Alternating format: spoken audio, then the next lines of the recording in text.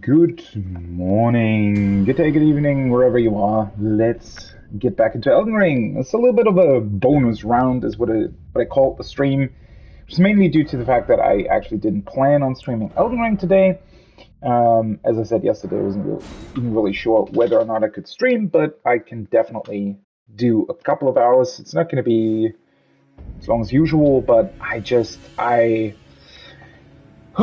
that's always a thing, right? As much as I dislike the design of a couple of boss fights in Elden Ring, or actually a lot of them, you still want to get through them, right? You still want to try and find a way to deal with it.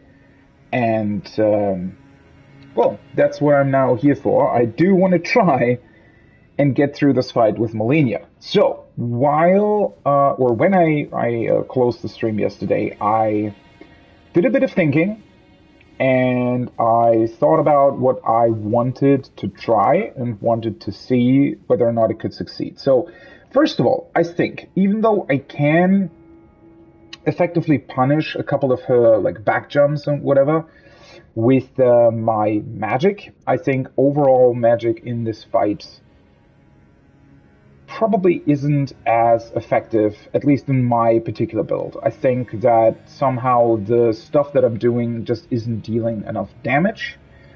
And I was thinking that maybe through changing to a more physical build, I might be able to deal with this better. Now, that being said, obviously my stats are pretty bad in terms of physical damage, but we'll see how it turns out.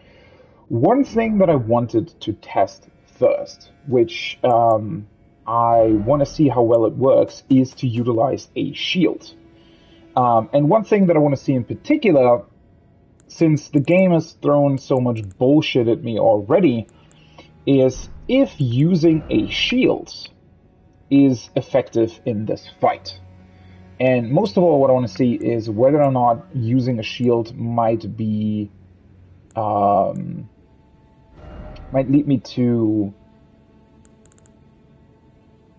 guard against her attacks without actually letting her heal.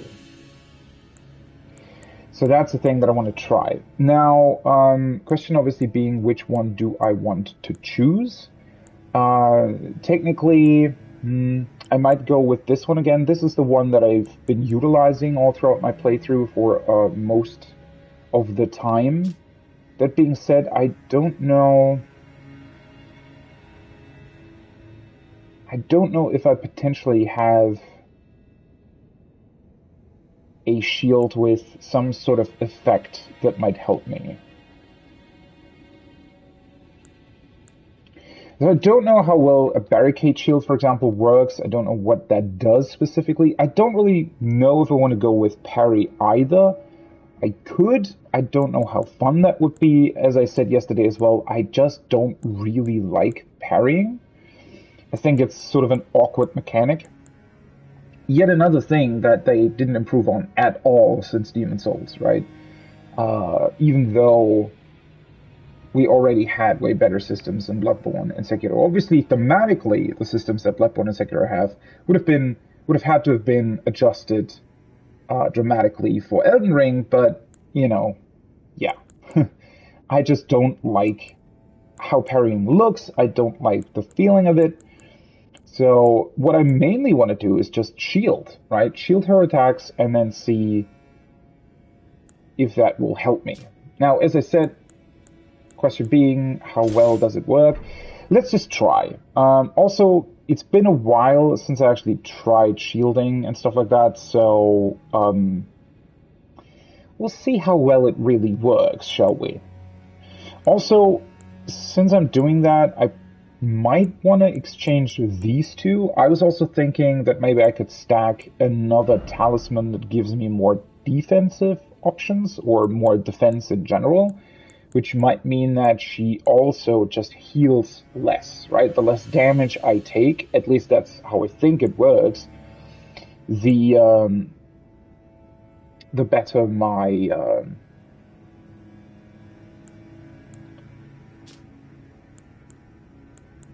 overall performance could be. Obviously, let's see. So these are just additional stuff. I don't know whether or not she's even dealing magical damage, though. I thought I had something else that might actually enhances guard counters. Well, that I don't know how well I would be able to get them off, though. What else do I have? Boosts guarding ability.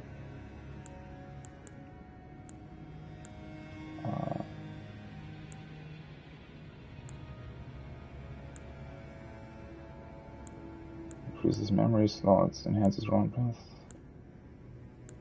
I thought I had something. I could raise my poise. I don't know how well that would work. Raises attack power with lower equipment load. Raises fire attack, lightning attack, holy attack.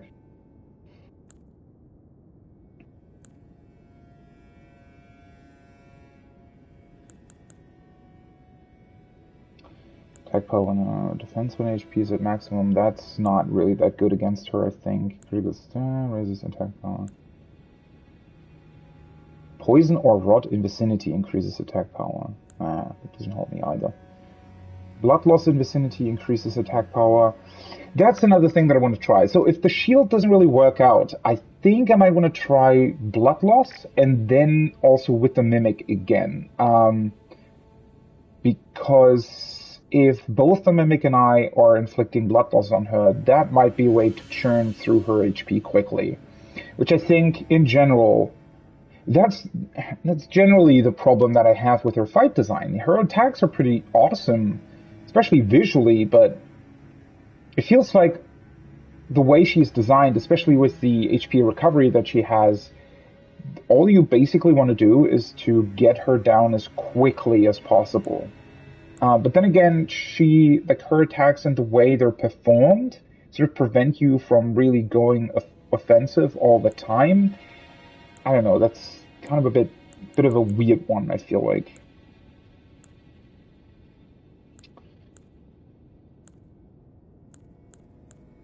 Huh. I thought I had something else that would actually raise my defense, but I guess I don't.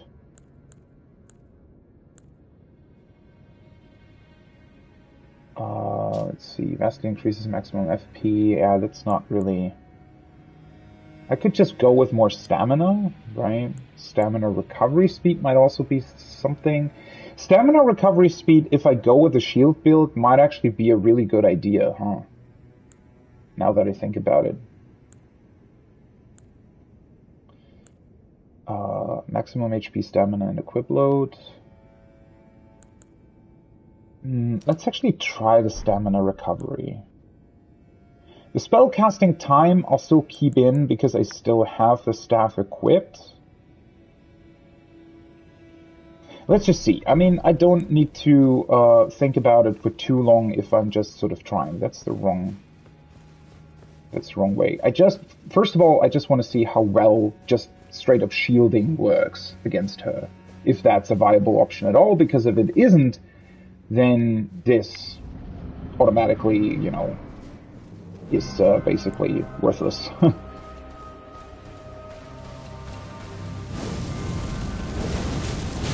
Oh. I definitely need... Okay, wait. Okay. That was a guard break, though. Can you... I just want to test something. Can you, like, stop for 5 seconds? Of course she... Oh, for fuck's sake, I hate stuff like this, right? You just want to test something, and the game somehow manages, in this particular instant, to lock me in the fucking wall. How the hell did that happen? That didn't happen once yesterday, that I was stuck to the wall. One thing, I don't know, I think there was it's not a guard break, right? The game uses so weird terminology for stuff like this, but she broke my shield stance, or whatever you want to call it. And I think that's why she healed? I swear to God, if she heals, even though you don't take damage through the shield, then this fight is automatically, like, one of the worst designs I've ever seen in a game. Okay, she does.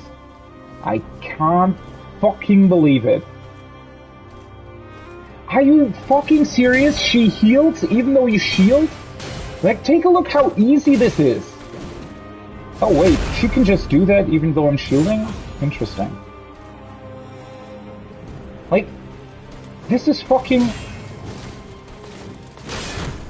Oh. Why does that remove all my stamina though? That's weird. Okay, yeah.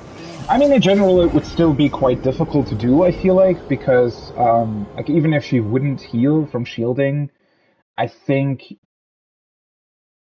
her, like, attack speed and everything, also the damage, the stamina damage you take while shielding seems to be weirdly inconsistent. Or not,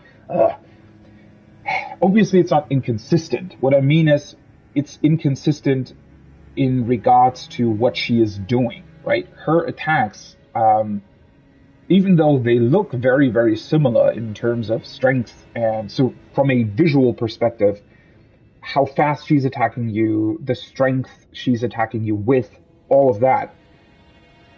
You know, a couple of her attacks literally just took away, I don't know, 1/10 maybe of my stamina bar, yet other attacks take away the entire thing for some reason. So, obviously that would be a thing that I'd have to take a closer look at. But okay, so this basically already proves to me that this fight is incredibly badly designed, right? I mean, what the, like, actually, what the fuck? She doesn't deal damage to you, yet she still heals. What the fuck does that mean? Like, that doesn't make any logical sense whatsoever. What does that mean for her fucking sword? What is that weapon? How does it heal her? I thought it was doing that through, like... Yeah, I don't fucking know. It doesn't make any sense whatsoever. But at least now I know, and I don't need to bother with the shield anymore.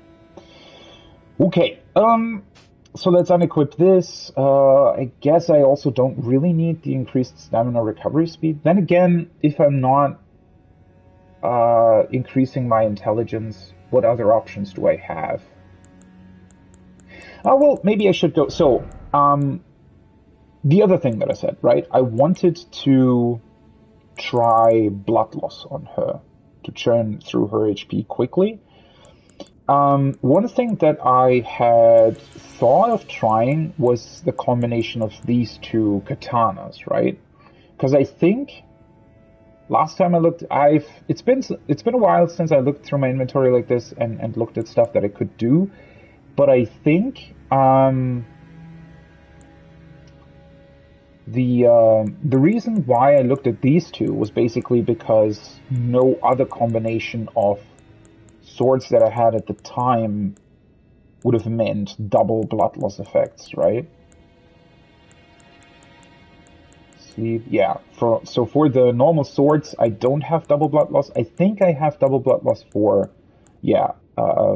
daggers, but since I already tried daggers against her, I think the range on them probably I wouldn't really like for the fight. Now the question being, how well do... The good thing is that these two also deal magic damage for some reason. So I'm not even really... like the scaling for me personally, this even scales better with intelligence. So the scaling on these two works fairly well with my build, actually. Unique skill, Transient Moonlight, Sheath Blade, holding it at the hip in a composed stance, followed up with either a normal or strong attack to draw the blade at great speed. The question being, what kind of skill do I want to have? Gravitas, skill, Whoever Skin of Stone, thrust the iron, create gravity well. I don't know which of these two is the better effect.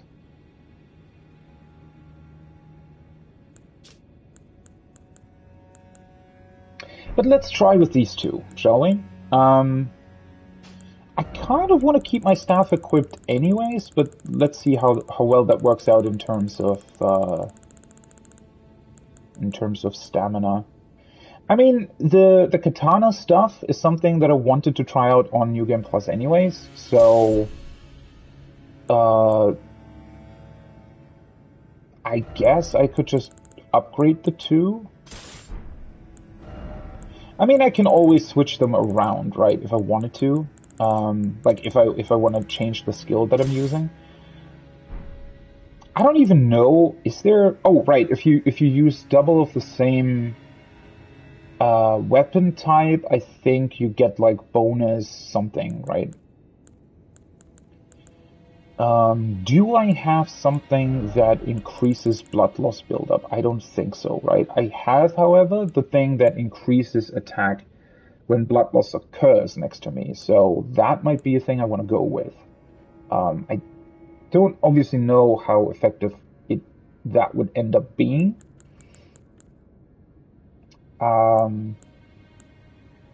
Wait, I am on heavy load now, right? Okay. So either... I don't know if I want to get rid of the crossbow, right? The thing is, with the crossbow, that is something that you can always sort of... I know it's a very, very niche use case, right? But that's a thing you can always sort of use at the very end when the boss is already almost dead and you can just run out of range and shoot the boss. That can be a very, very good option in a lot of cases. So yeah, maybe I need to... I think I'm... no, I'm exceeding... These are quite heavy. So even with unequipping that, I'd still be on heavy load. That might be a problem. So I might also want to, instead of the... Wait, let me not equip this again. Instead of the stamina recovery speed, maybe I want to go with something that increases my equipment load. So I had this, right? This would still have me on heavy load, though. The other one is this one. This will get me back to medium load, so I could go with this one, potentially. Instead of the stamina. Let's try that first, right? I can always change it to something else if I wanted to. Also, I can change this one to something else, which I might want to change to... Which one was it?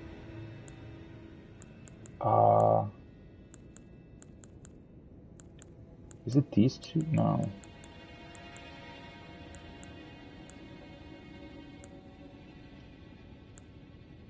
Blood loss in vicinity increases attack power. Let's try this one.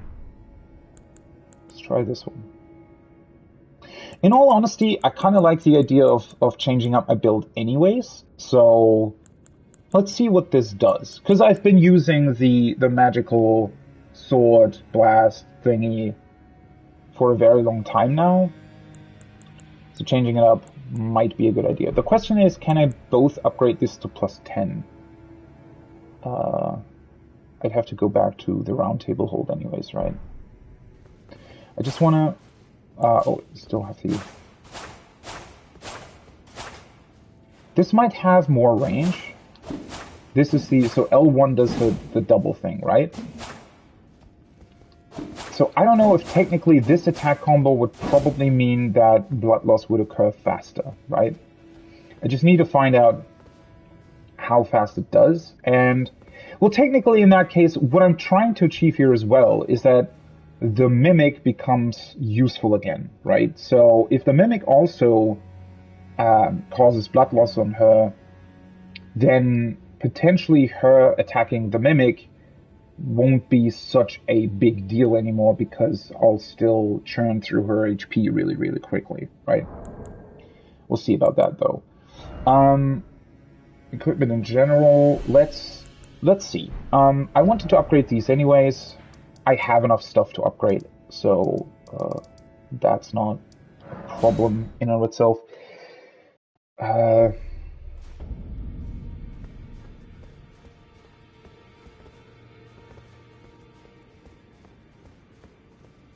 I definitely don't like the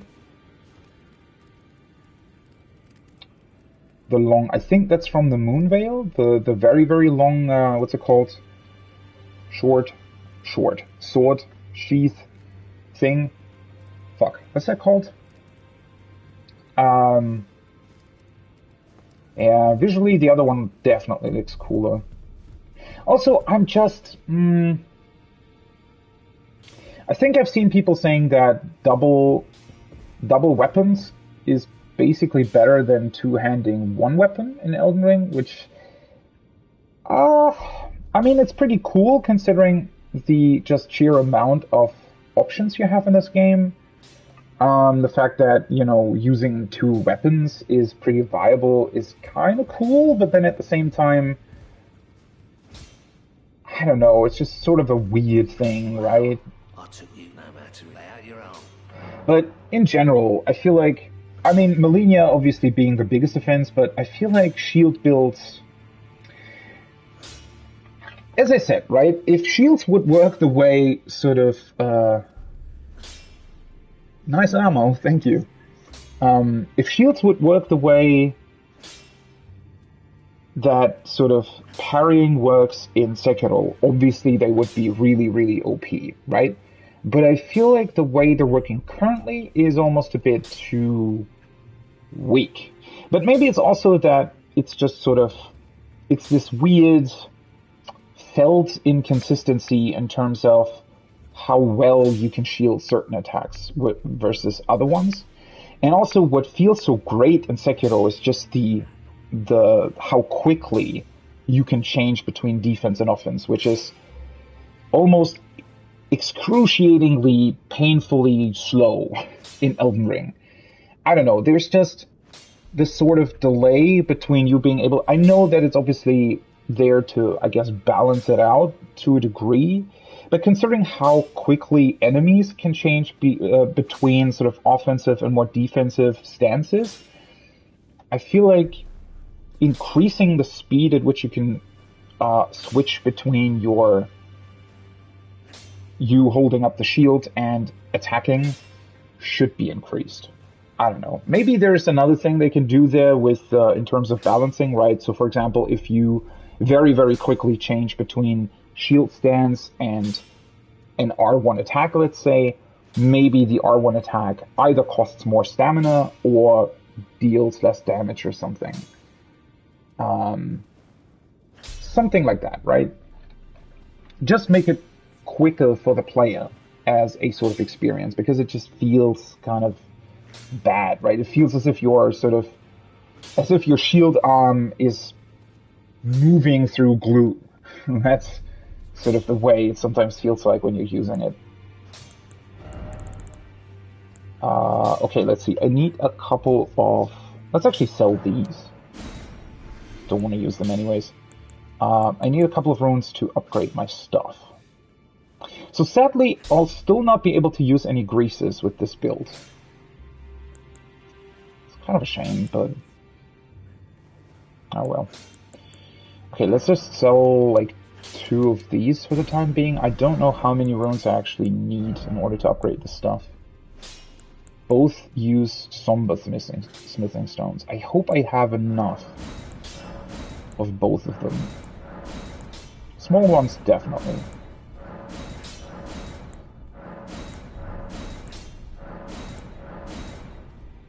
I find it really interesting how much less upgrading your weapon costs versus upgrading the spirit summons.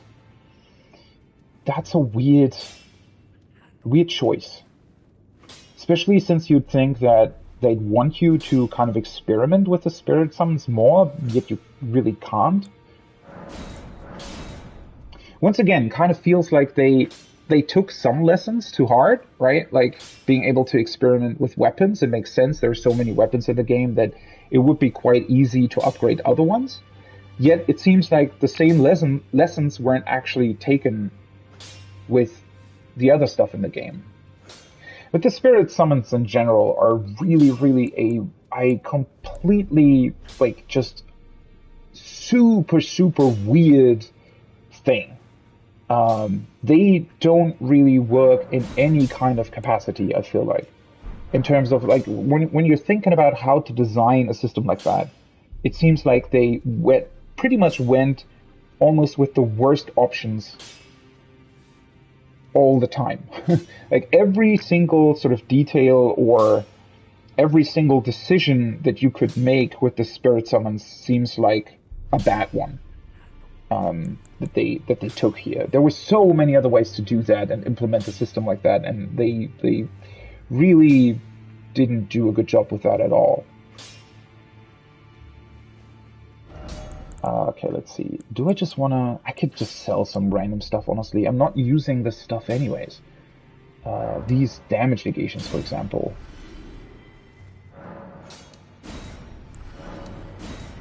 They're just sort of stuck in my inventory, never being used.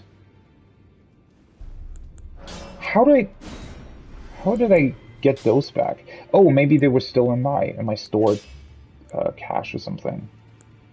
Right. Build-up of poison. Yeah, these I could keep. I don't want to get rid of all the stuff, but let's also sell these two.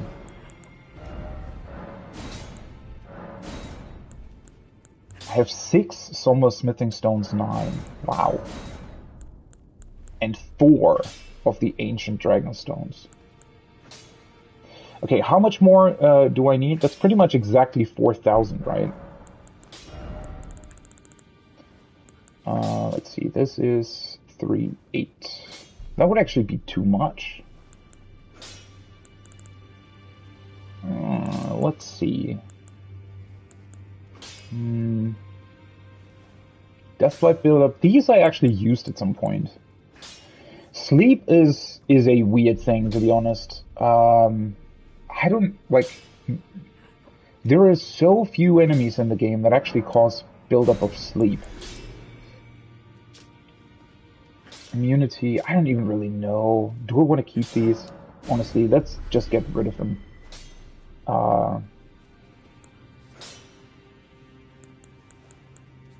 Well, then I can get rid of these as well. I'm honestly never going to use them anyways. Okay. Something else that I have way too much of. Probably the berries, but then again I still need a... Ah, no, never mind. Wait, let me... I can sell these 4 as well. 3,600. So that lets me upgrade one of them. 2,160. Then let's just sell a couple of stuff that I have way too much of. I think I actually somehow subconsciously stopped collecting a lot of materials. I just realized. So let's just sell enough of these. What did I say? 2,100? So it's 350, right? Oh no, never mind, it was 60. Fuck. Whoopsie.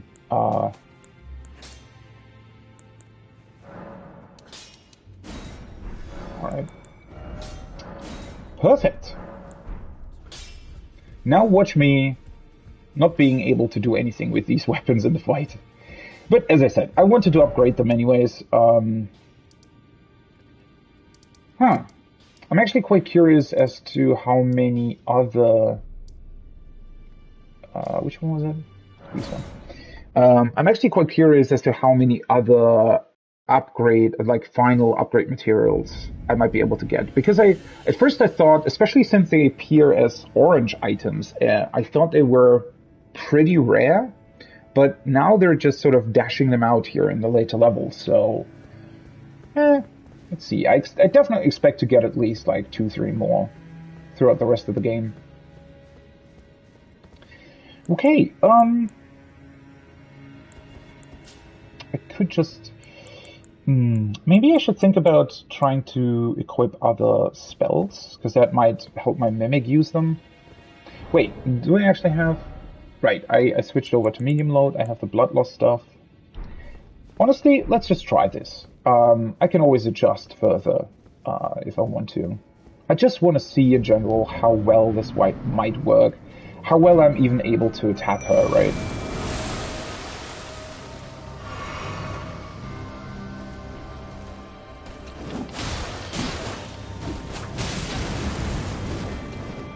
The fuck was that? The attacks still feel pretty slow, not gonna lie.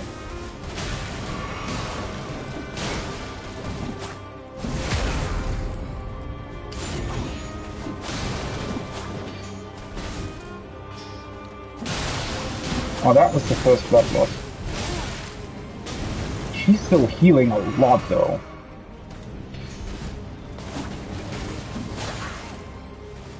I wonder if...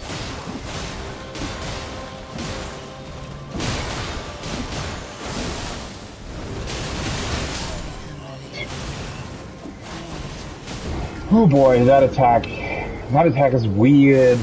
The problem is that... I was still in my combo, right? Maybe I pressed L2 a bit too much. L1. But...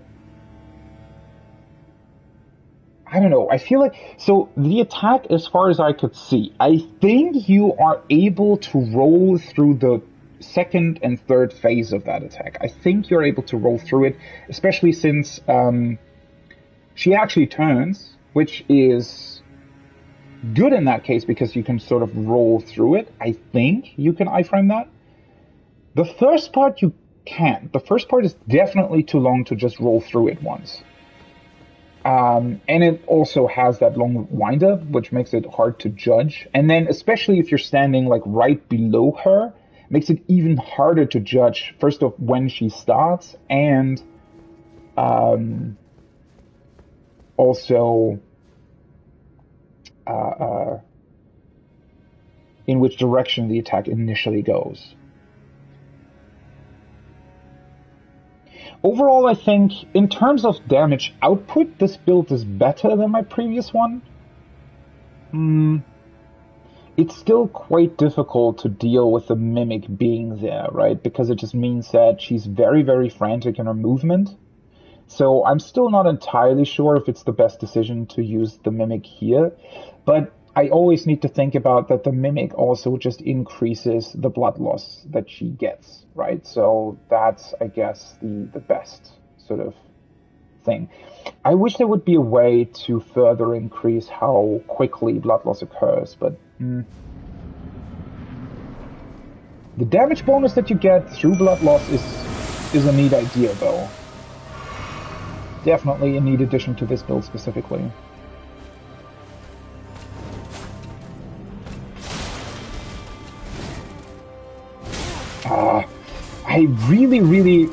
I find that so weird how whether or not she sometimes actually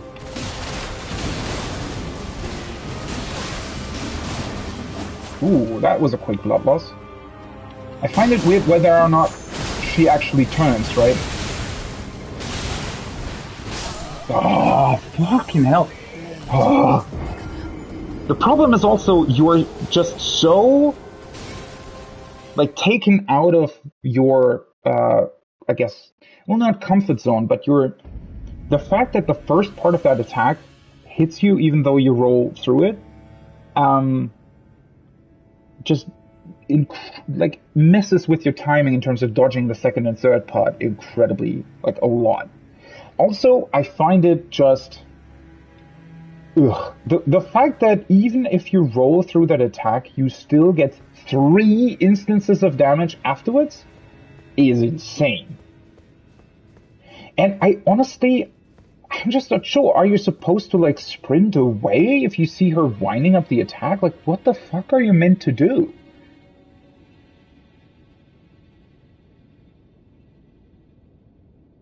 Because the thing is, she turns to you anyways, right? I think you're supposed to sort of get away from her as far as possible. I mean, that is obviously one of the worst design decisions they could have made. If that's what's intended, right? Running away from the boss, then that's just dumb. I don't know. The problem is also that particular attack is incredibly hard to learn because it doesn't occur that often, right? Often enough to be a problem, but not often enough to actually be able to learn it. Fucking queuing. The shit queuing of the game messed up my timing again. Because I pressed circle twice.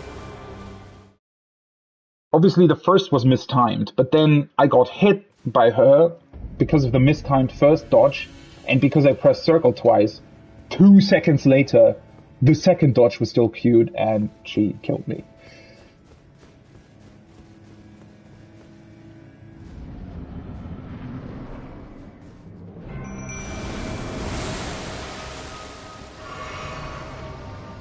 At least this build seems a bit more fun than my previous one though, because I feel like I'm actually dealing more damage.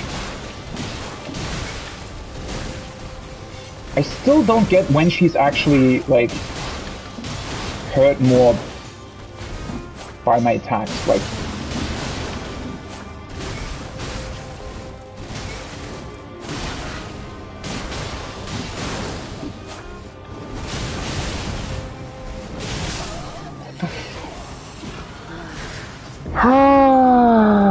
Yeah, that first initial windup, I have no clue how the fuck you were supposed to evade the first initial windup. Like, the windup is quite long, but even the problem is that, you know, starting to sprint for your character also takes a bit. And the fuck? Also, it seems like now I'm so fast in dealing out damage that particular attack just comes out way quicker, right? Because with my previous build, she has like another version of the same attack that is not difficult at all, right? Where she does almost the same windup, but she only does like one hit afterwards, and it's really easy to dodge. But I think after like a certain threshold, or maybe after a certain time, no, not time. I think the more damage you deal, the quicker she'll do her big attack. The problem is the issue is I don't even know. It would be one thing, right, if you just have to learn to dodge it, right? That is one of these problems, like one of the many problems in terms of game design that Elden Ring has, or boss design, is that usually, right, when I played FromSoft games, bosses, you know, there were a couple of bosses that were insanely challenging, right? But every time they did something, they did a certain attack, I knew what went wrong, right? I knew that I either dodged too early or too late, or didn't dodge at all, or I dodged into the wrong direction, or I maybe was too aggressive or too defensive, right? Usually in FromSoft games, you just have this idea of, oh, this is what I did wrong, this is how to fix it, right? And then you just need to train to do it properly, right? The problem with this is that I have absolutely no idea what the fuck I am supposed to do. Like, she starts up her attack. I even dodge rolled really late, and she still got 3 instances of damage on me. And the problem is, through that stagger and everything, and her frantic movement, it becomes insanely difficult to time your second dodge correctly when you don't dodge the first part of the attack. Because that would be one thing, right? If the first part would be insanely hard to dodge, but it doesn't kill me, I could just sort of tank the damage, but then dodge the second and third part correctly. But because of how the first part happens, doing even that seems insanely difficult. And as I said, the problem is, I'm really at a loss of what to do. That is the thing, right? I don't know. There is no input that I could do that would prevent me from taking that damage, those initial 3 hits of damage, or 3 instances of damage. I have absolutely no clue how to avoid that. One thing that I could do, but that I probably wouldn't like to do, is to use the perfume and just get a shield on myself to prevent at least 1 instance of damage. but that would require resources. I could go with the, since I do have my flask, right? Which is another thing. Honestly, maybe I should actually, since I'm now not using so many spells anymore, maybe there's something in the flask that I could try to help with this.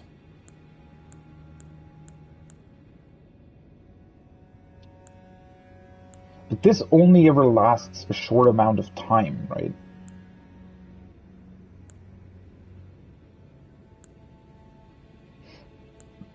So,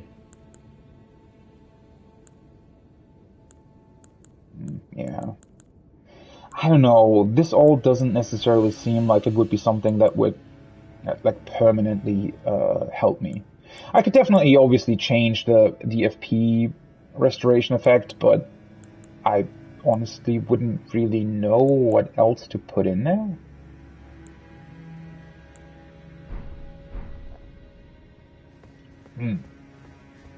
If she wouldn't have that attack, this first phase would be insanely easy, to be honest. At least the way I'm doing it now, I think. My damage output is way, way better than before. And I can even, like, I can outdamage the healing that she does to the Mimic, right? The healing. That sounds weird, but yeah, that's the way it works, right? She heals through attacking the Mimic. Or me. I really, really don't know, though. Like, how the fuck are you supposed to properly dodge that?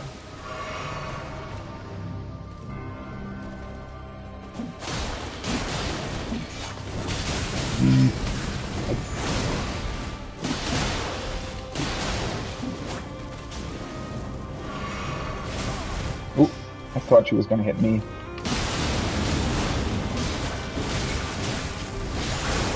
I also still find it incredibly awkward to do dodge rolls out of this combo.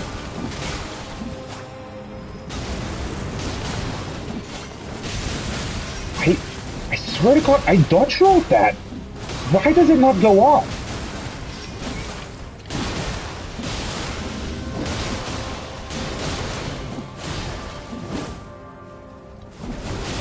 See, now I was fucking out of stamina!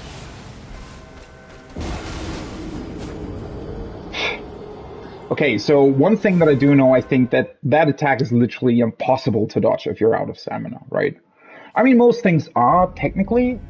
Yeah, well, not really, right? I mean, doing one dodge roll... The thing is, you only have one dodge roll, right? There is no way to do... Like, you can do multiple dodge rolls, but that doesn't work here, obviously, because you're getting hit even while your first roll is still happening. So, I'm honestly, like, I'm really at a loss there. They can't honestly expect you to sprint away from the boss as soon as she winds up that attack, right? That can't honestly be what they expect you to do. I refuse to believe that they designed the fight with that in mind. That you have to sprint away from that attack.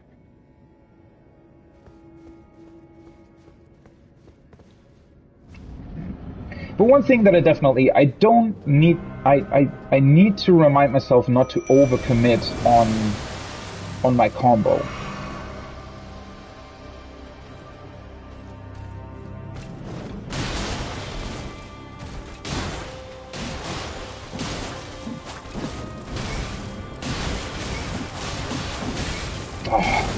Sometimes her jumps are really, really annoying. See, this is probably the worst way the fight could have started.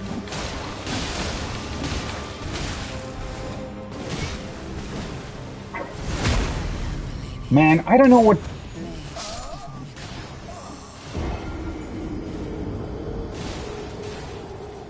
Do they really expect you to react that quickly? Like, I pressed circle.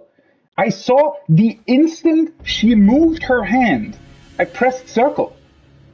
And still you can't dodge that. Like, huh? The hell are you supposed to do? I literally don't have any other options. Instead of, well, maybe you're supposed to jump? I don't know. That is such an awkward sort of deal with her. Maybe it's that her animations vary so much that it's just incredibly difficult to gauge the proper timing for that. I'm really not sure. What the fuck was that? See, that's her normal version of that attack.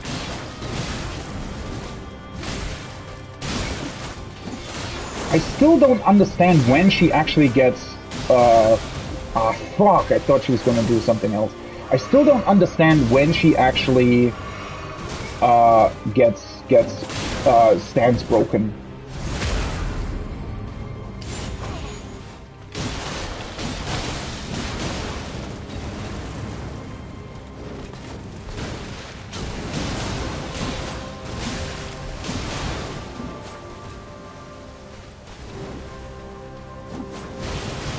Okay. That is so crazy to me that that still hits me as well, right? I dodge rolled that.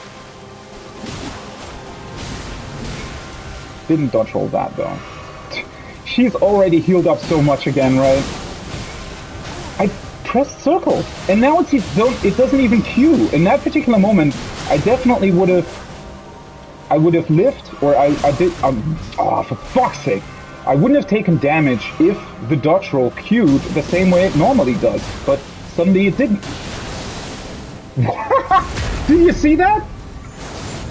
She wound up her animation, and like 5 frames later, she just decided, oh, I'm not going to attack the Mimic, even though that's where she looked initially, right? I would really like to see a replay of that.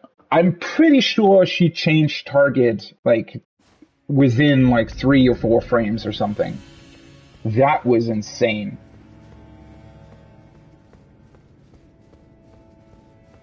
And yeah, she even just follows up, right? She grabs you, stabs you, and then immediately follows up with her, like, strong attack thingy.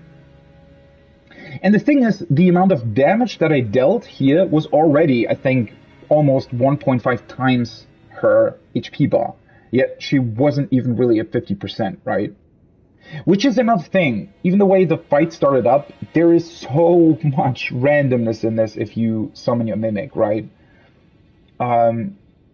You can just literally get cucked out of a lot of attacks. So the thing is, the problem is when the Mimic is summoned.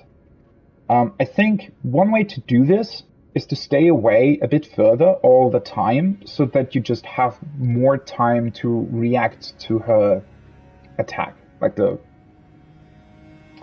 frantic, I don't even know what the fuck you would call that. The problem is, it might result in her attacking the Mimic, and if she does, there's literally no, like, you can't do anything while that is happening, which is even weirder. Like, she just sort of, she has like a radius around her where that attack will hit, right? It's not in front of her, it's everywhere. So you can't even get close to her while she's doing that. And there's also at least no way that I can see that could break her out of that attack. I don't think that's a thing. As soon as she starts it, she's also going to finish it, I think. I still don't, like, what the hell? How are you supposed to deal with that attack? Especially since it means that she basically heals, I don't know, at least 20% of her HP or something.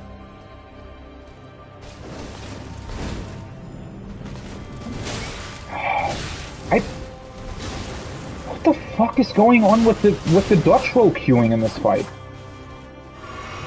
It feels like I'm playing through glue, honestly, a lot of the time.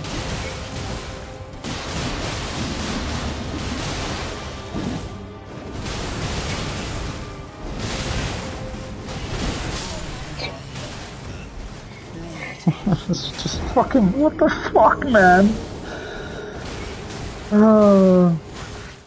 The thing is also, she was still stunned, right? Which is why like, there's no way to tell. She is stunned on the ground and just immediately winds up that attack.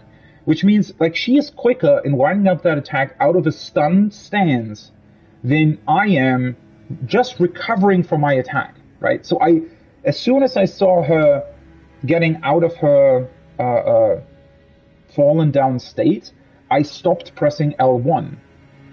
But it still took me, I don't know, about half of her wind-up animation to recover from my attack. So there was no way to get away from her. I guess what the fuck is the solution to that? Like, honestly, the solution would just be to basically try and stay the fuck away from her most of the time, but then how the hell are you supposed to deal damage? Right? I guess I really need to stop... Ah, for fuck's sake, I forgot about the mimic. I guess you're forced to always just attack her, like, only once. See, the second dodge roll worked, for some reason the first one didn't.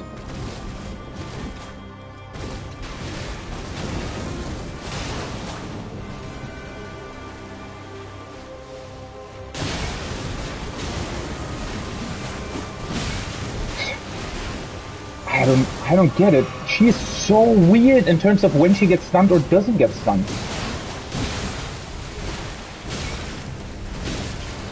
How did that still hit? Are you fucking kidding me? She was already in her back jump and that attack still hit. I don't think that hit visually. I'm very sure that wasn't in range. At least visually it wasn't. Obviously the game still counted it, but yeah, no. That's just bullshit. Also, again, when exactly does she get stunned out of her attacks? Sometimes, right? Sometimes you hit her once and you can just hit her like 5 times in a row without her being able to do anything.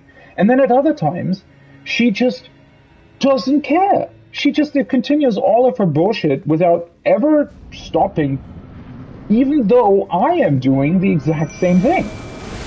Just slightly off timing or something, maybe?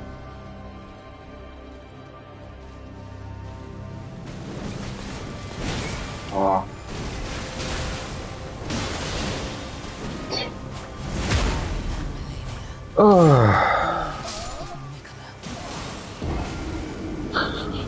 I swear to God, this fucking grab. This grab, it just... No. It just... The animation to that is insane. The problem is that everything she does always also brings her out of your range, right? So you kind of have to overcommit to even deal damage. But she has so many insane moves that punish that.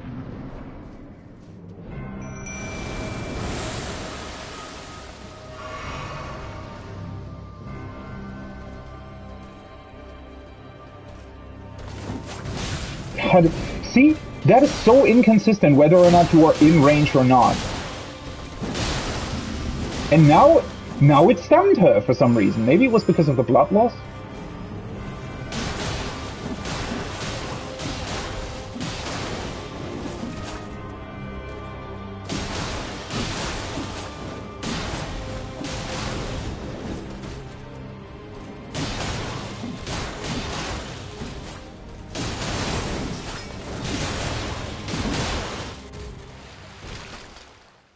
I guess I just got lucky? I feel like I just got lucky, to be honest. Well, I've seen this scene already, so...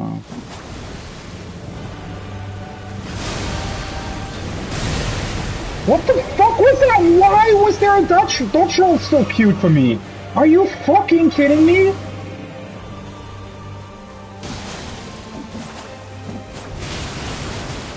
Okay. So she can still do that bullshit. Good to know.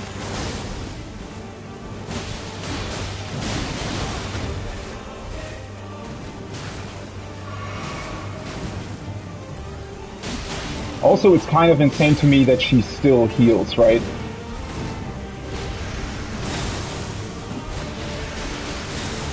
Oh, at least that wasn't her attack, okay. The fuck is that move?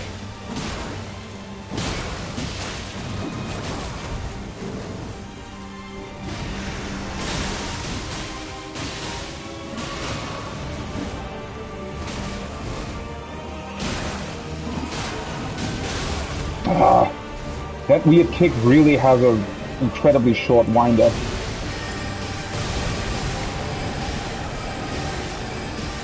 At least you can use that to hit her from afar a little bit.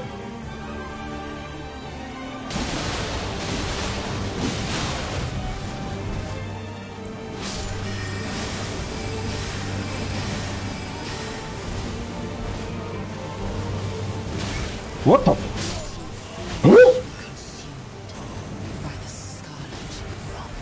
Did she just summon a fucking ghost that just rushes to you on the ground? Ah, that's just cheap. What the fuck? That is just cheap. Okay, so I guess the idea here is, in order to kill her, you just need to luck out that she won't use her Flurry Rush thing in phase 1. Phase 2 doesn't seem too bad, although my Mimic took a lot of damage there, but I think her healing is not as strong in phase 2. At least that seemed like to me. I just got a bit unlucky that I would have need to have gotten another bleed proc, I think. And she would have been done. I mean, this is definitely the way to do it. The problem is, literally, now I just randomly need to get lucky that she doesn't use the Flurry Rush in phase 1. That's, I guess, the way to do this. It seems to me there might be a little bit of a, well, not a trick, but I'm not quite sure if I would be able to pull it off consistently.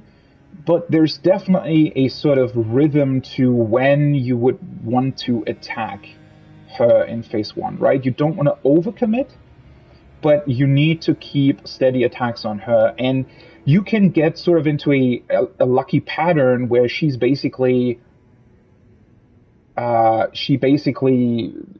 gets into this loop of jumping back, right? Which is what happened there a couple of times. But it's it's just not fun is the problem, right?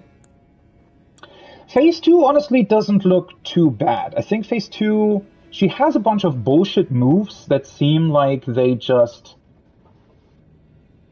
basically force you to like stay back for an insane amount of time. Honestly, let's see. You can punish that a little bit by doing ranged magic attacks for a time. The one thing that I do want to see is... So first of all, I'm just gonna do this, just to be safe. I might want to use... Let's see. I might want to use this at a certain point, just so that she doesn't accidentally kill me. Boosts resistance, heals status, and mixed physique. This would heal me of the rod as well, right? That might be a good idea to do that for phase 2. Boost all damage negation. Might also be an idea.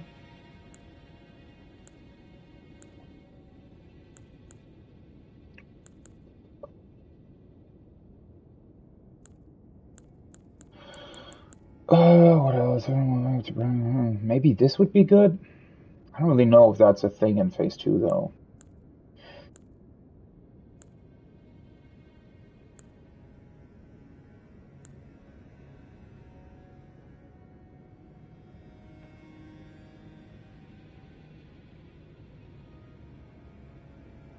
I mean, technically, doing an opinion on somebody's playstyle is backseating, right? That's the definition of it. But, sure.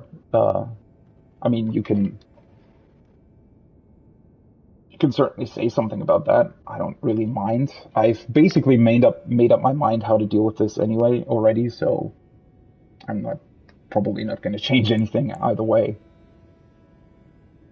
I mean, at the end of the day, I just can't be bothered to learn this fight because it's clearly not designed very well. So I just kind of, I'm just gonna get through it and be done with it, and that'll be it.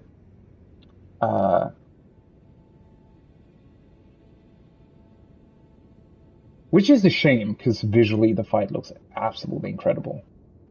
It even has pretty cool attack patterns. Problem is just how it all fits together, I think. It's as if her moves were designed sort of independently of one another, without thinking of how they would end up actually working together in a fight. I don't know. But then she also has that weird flurry rush thing that, in general, just seems like a strange design choice. Because it has nothing to do with challenge, really. I don't know. Maybe they just wanted her to be really, really flashy. But then again, I think they did a much better job with that in Phase 2. Maybe she still uses the move in Phase 2, but Phase 2 looks visually way more stunning than that specific move in Phase 1. I don't know.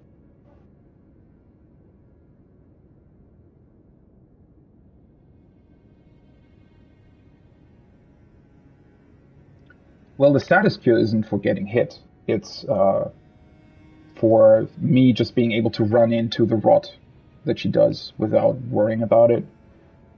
Also, doesn't it also increase your... Wait, what did I just say? But then again, the rot...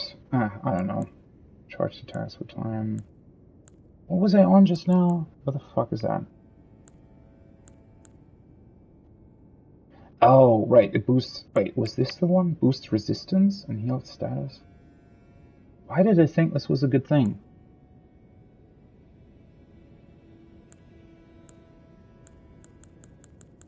Maybe I misread that. Yeah, resistance is obviously completely pointless. At the end of the day, it doesn't matter. The only thing that I really want to have is the shield. So I'm just looking for something that...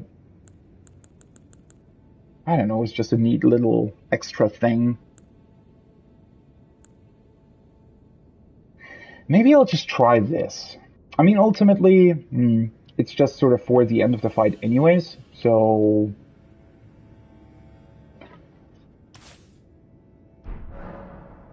I'll just go with this.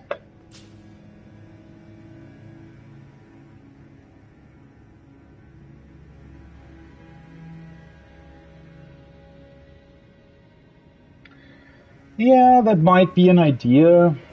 I mean, at this point, I really just want to have the shield in my flask. That's just for when I get in the situation like I was just in, right? When I basically already killed her, but she just comes up with some stuff that I either haven't seen or some weird other thing she's doing.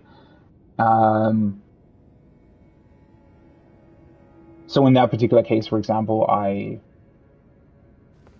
would have probably died anyway because I just didn't know about her being able to use like a summon thing that's doing zigzags on the ground. If I had known that, I might have been able to dodge through it. Then again, I don't know how much the instant heal on death is even, but I don't expect it to be too much, right? It's probably like 20-30%. I do have it, yeah. But I expect it not to... It probably doesn't... I mean, if it would heal like half your HP, then it would completely negate the other stuff that you can put in the flask, right?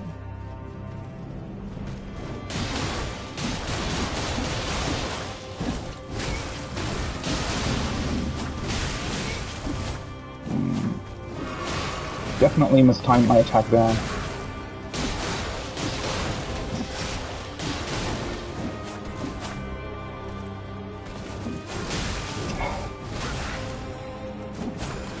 Oh, I hate it when you're just slightly out of range. That is such a weird thing.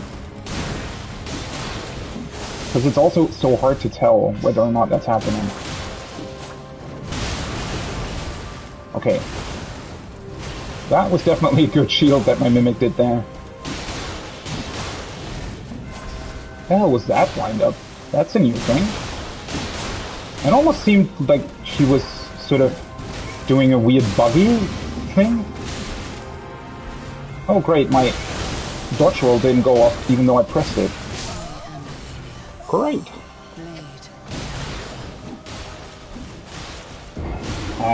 My Mimic took way too much damage there anyways.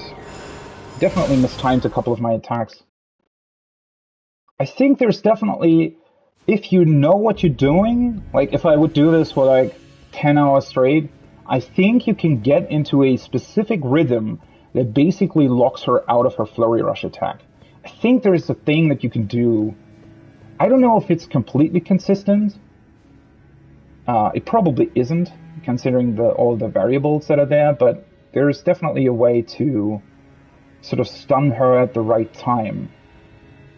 The problem is that it also involves you basically being passive for a couple of like small chunks of seconds in between, which is just a weird feeling. It's 1 bottle's worth? Really? Huh. That would be strange scaling. How did they come up with that? It's actually not too bad then. I might want to switch to that, yeah. I just want to see how well the flask works in general. I'll probably miss time using it anyways.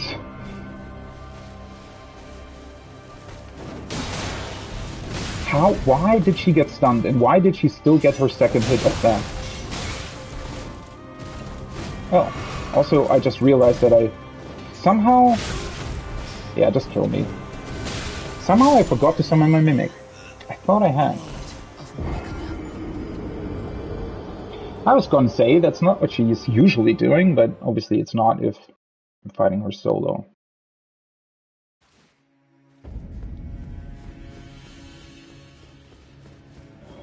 Oh, man, this could be such an awesome... This would be... If this fight would be in Sekiro, this would be probably one of the greatest things of all time. Here, not so much. Oh, well then again, Sekiro has so many great fights. It would be one of them, definitely not the best one though.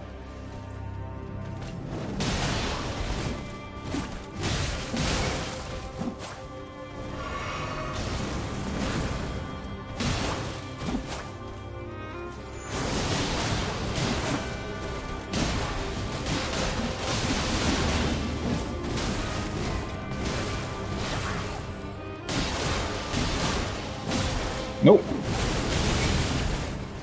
Ah, for fuck's sake. I always mess up the dodge of the second and third because That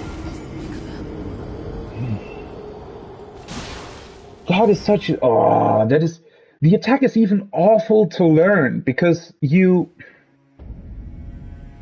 basically know how to dodge the second and third part, but since you want to just find out how the fuck to dodge the first part, you always mess up the second and third as well. Ugh.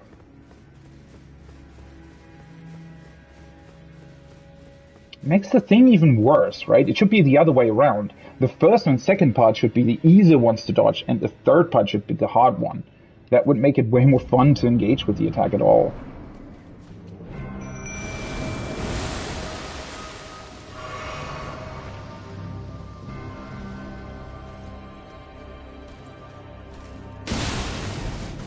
Why didn't that... Now it did. I pressed circle.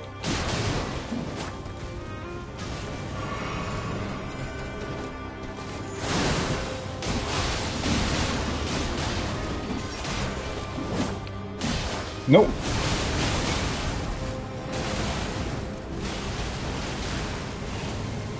God, that...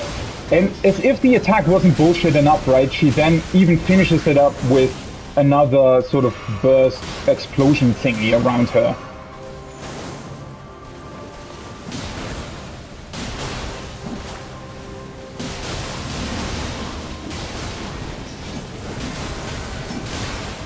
How did... What? She hit in a completely different direction and somehow her backhand or something still hit me. Ugh. Literally, like 80% of this fight is just running sort of past her. Okay. So sprinting doesn't work either. Cool. Okay, so the one thing that I know is that apparently there is a way to consistently dodge that. I have no fucking clue what, though. I mean, there has to be, obviously, right? It's not sprinting away. I was still in my attack animation, obviously, but I mean, that's a thing you just can't avoid because her wind-up... But that's the thing that I feel so weird about that attack, right? Is that her wind-up... Obviously, the wind-up itself is long, but it's not long enough to get out of range of the attack. You can't dodge roll it either, though. Unless there's like a specific direction, but the problem is you basically have to dodge roll as late as possible through her wind-up, right? But even if you dodge as late as possible, she still changes direction the moment the attack goes off, right? If she would keep the direction she's facing during the wind-up, then it wouldn't be a problem. But she changes her direction when the attack goes off.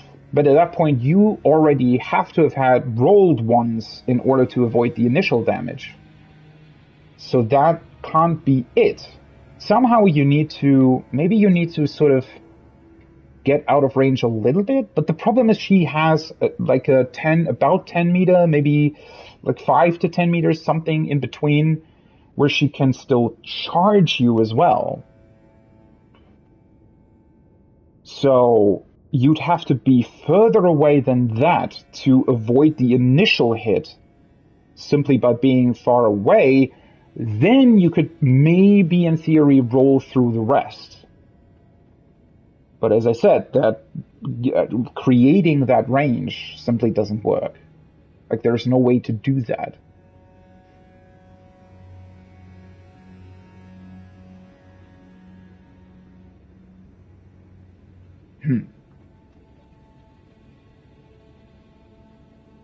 I mean, that's exactly what makes me not want to learn this fight. I would actually be interested. The rest of the fight is, well, it still has some bullshit moments, and it has some weird, what feel like inconsistencies, but I think it's just a result of poor planning in terms of FromSoft's part, in terms of how the attacks can sort of intertwine with each other.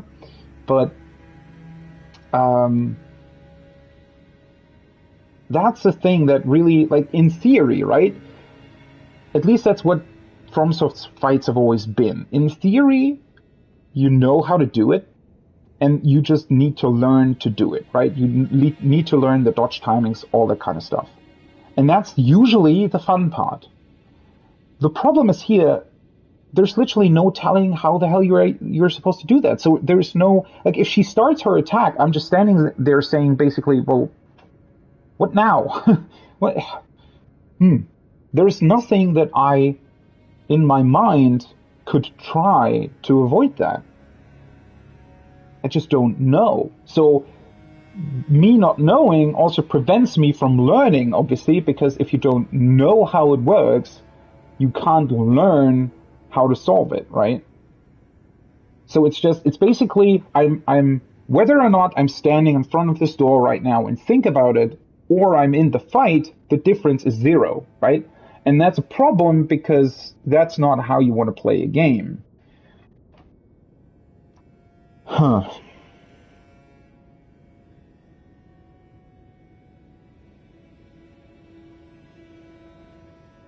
But I really can't see how to do that. Especially if she starts, like, you can sort of outrun her if she starts the attack while she's being further away. But yeah, that's not going to happen, is it? Because I want to attack her as quickly as possible. So I will most certainly be at least somewhat right below her when she starts the attack.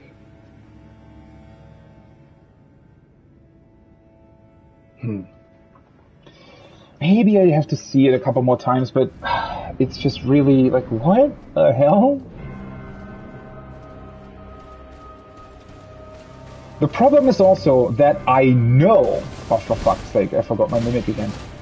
I think what even makes this way worse is the knowledge that I have Oh, great. It's always nice when you just get stuck on the fog door, even though it seems to be a solid wall. But...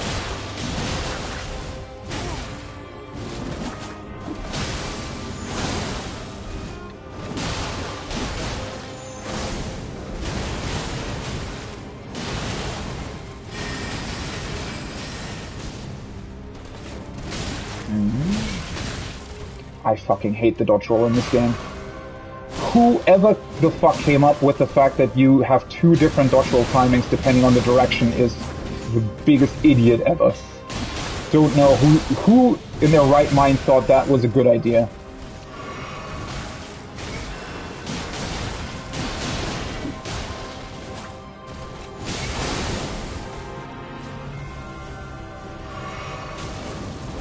Can you fucking stop throwing fireballs at her? Oh, how the fuck did I do that?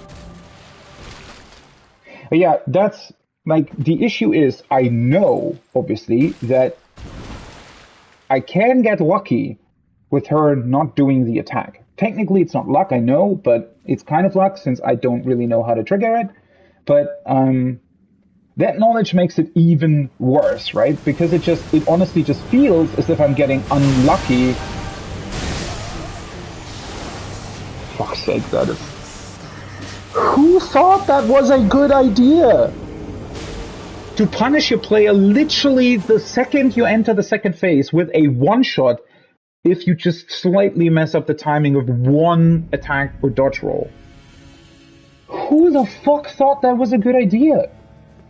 Like, who tested this? It probably wasn't really tested at all, right? They probably just tested it for bugs, but not for actual gameplay fun. What was it? Oh yeah, so the knowledge that you can get through the face without her triggering the attack makes it even worse, right? Because, yeah, it just... Now basically it's a game of luck, of whether or not I'll luck my way through the fight. Which also completely diminishes any kind of accomplishment that you could feel, right? Even the knowledge that I now have, you know, even if I would do it without summon, or if I would try to do it properly, whatever properly means in this context, I would never feel any sense of accomplishment finishing this fight, because I know that you can just get lucky. Ooh, that's so great when her attacks just straight up make it impossible for you to dodge. Because she randomly decided to stagger you into not being able to dodge roll at all.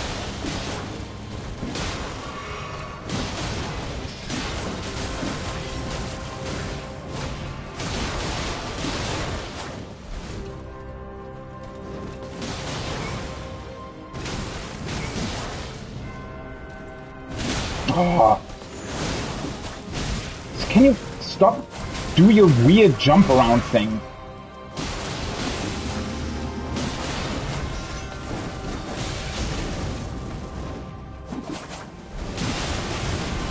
How does that show? The fact that that can still hit me, right? Even though I'm standing like 5 meters behind her is like... Wasn't she already dead there? Can you stop jumping out of range, for fuck's sake? Oh, that whole jumping out of range thing is... Oh, right. Completely forgot about the explosion. Well, great, my Mimic is already dying. Well, that's fun.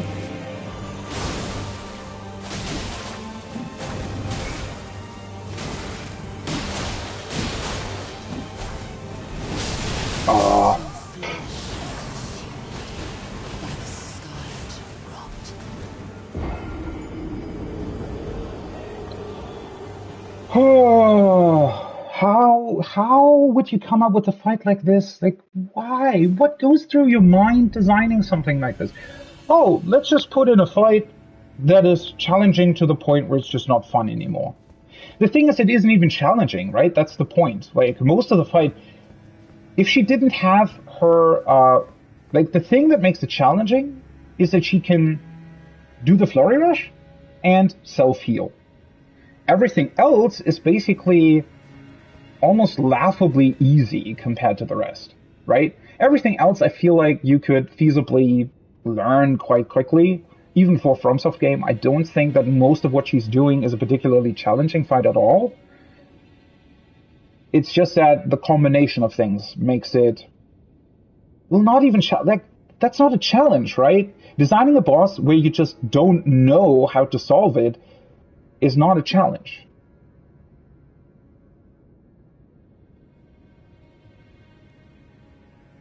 Right? That's, I don't even know what to compare it to. It's basically like giving somebody a Sudoku puzzle, but not telling them the rules of how it works, right? They would just sit in front of a paper and they wouldn't even know when they're finished because they don't know what the fuck they're supposed to do in the first place, right? That's how I feel like doing this fight. There is no challenge because the game's not telling you what the challenge is beyond obviously killing the boss. And that's also why I think I will definitely have no feeling of accomplishment whatsoever getting through this fight, because when I do it, I didn't even know what I did, right? Basically, the equivalent of me, if I didn't know how Sudoku worked, somebody would give me a puzzle, I just wrote random numbers in it without knowing what I'm doing, and like in a 1,000, 10,000, depending on the puzzle chances, I would just randomly get the right solution, right? But that'd have nothing to do with my accomplishment or me knowing how to solve it or learning how to solve it. It would just be pure luck. It's basically what I'm kind of looking at here. And as I said, I really, at this point, knowing that I can luck my way through this already makes me not want to engage with the fight at all. Like, there's no reason why I would...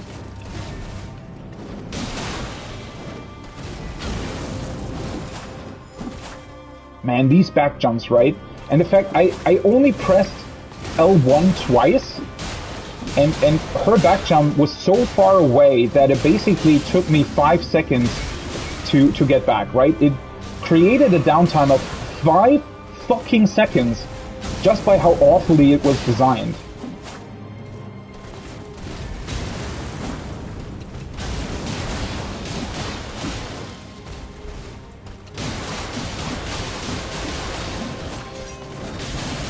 I pressed circle correctly there.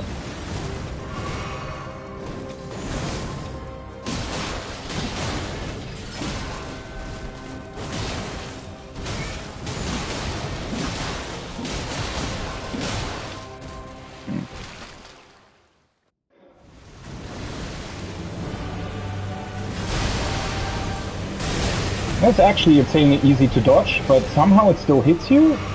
No idea what that's about?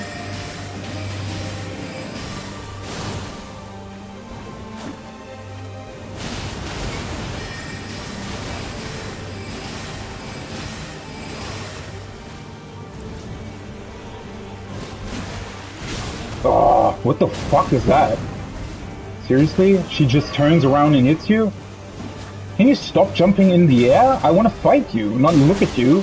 I mean, you look good. But, yeah. Ah, seriously. Now she's doing it even more often. Stop looking at your fucking staff! Are you kidding me? Stop flying into the fucking air!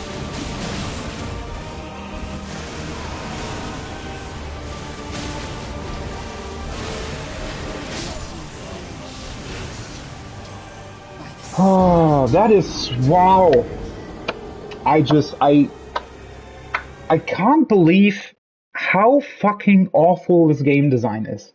Like, every time you just find new things that are so so incredibly awful in their design that you really don't know, like, how did this get through? So the fact that she flies up in the air, right? If you target her, the camera moves in a way where it's literally impossible for you to see what her fucking clones are doing. So you basically have to know that that's happening, have to disengage target lock to be able to move your camera so that you know what the hell she's even doing. Like, huh? How did anybody think that this was okay? Why is the camera moving like that? Why isn't it pulling back in order to actually for you to be able to see what the hell is going on? And the worst part about that is that other fights in this game are literally doing just that. So it feels like they had a couple of competent people working on a couple of parts of the game, and some random, I don't know, person that was completely new to game design just came in and designed this fight without even knowing that these camera adjustment options are a part of the game or of the engine or whatever, right? That's honestly what it feels like. I mean, maybe that's what actually happened here. I honestly think that it, like, not that somebody sort of new came in, but I think this fight really feels like something that comes out of poor planning, right? As if they had all her moves, basically, right? They had all the stuff that you usually do first, like getting the animations right, getting her like rig set up correctly, all that stuff that you do before, right?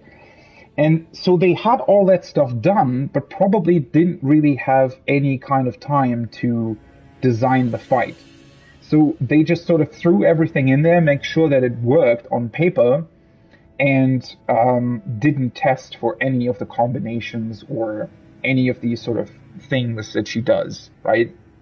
It's basically, this feels like a fight that has been designed on paper or designed like just in code without ever looking at how everything you did functions actually in game, right? And honestly, to a point, I hope that that's what happened, because if somebody actually properly designed this fight and thought that was okay, they're just not a good game designer, right? Or fight designer? What's that even called? And the problem is, again, I know FromSoft was able to do fights like this in the past, right? They've already proven they can do this. So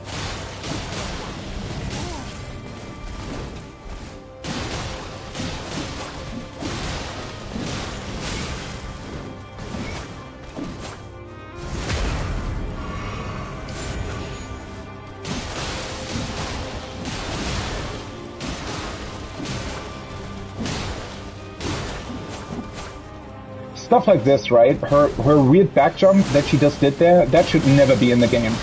That is like the worst thing you can implement in a game like this that wants to create action, right? Yet you are purposefully making it so that your opponent jumps away so much that, like, look how often she does that.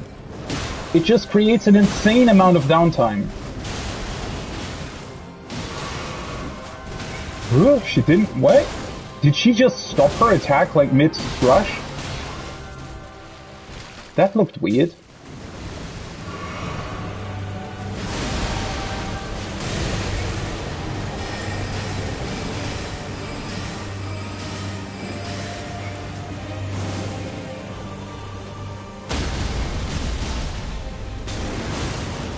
Okay, that was bullshit. I was still in my attack animation and she already recovered out of her whatever the fuck that is when she gets stunned.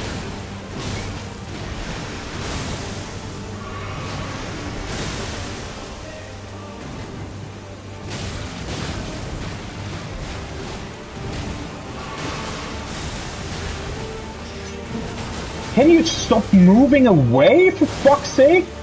I can't even get in her fucking range!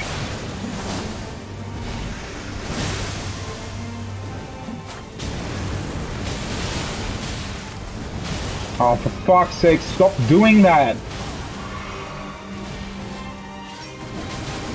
Stop moving out of range! I want to actually fight you! Fucking hell!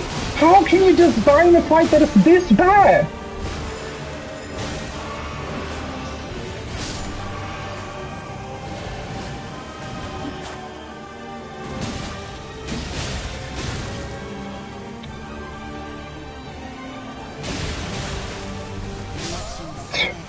Fuck's sake. This is laughably bad. Like,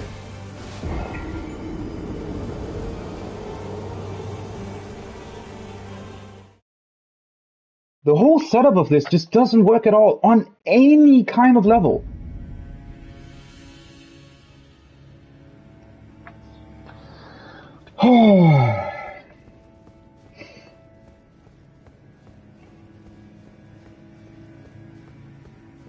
Man, this is just like, how the fuck did they come up with this?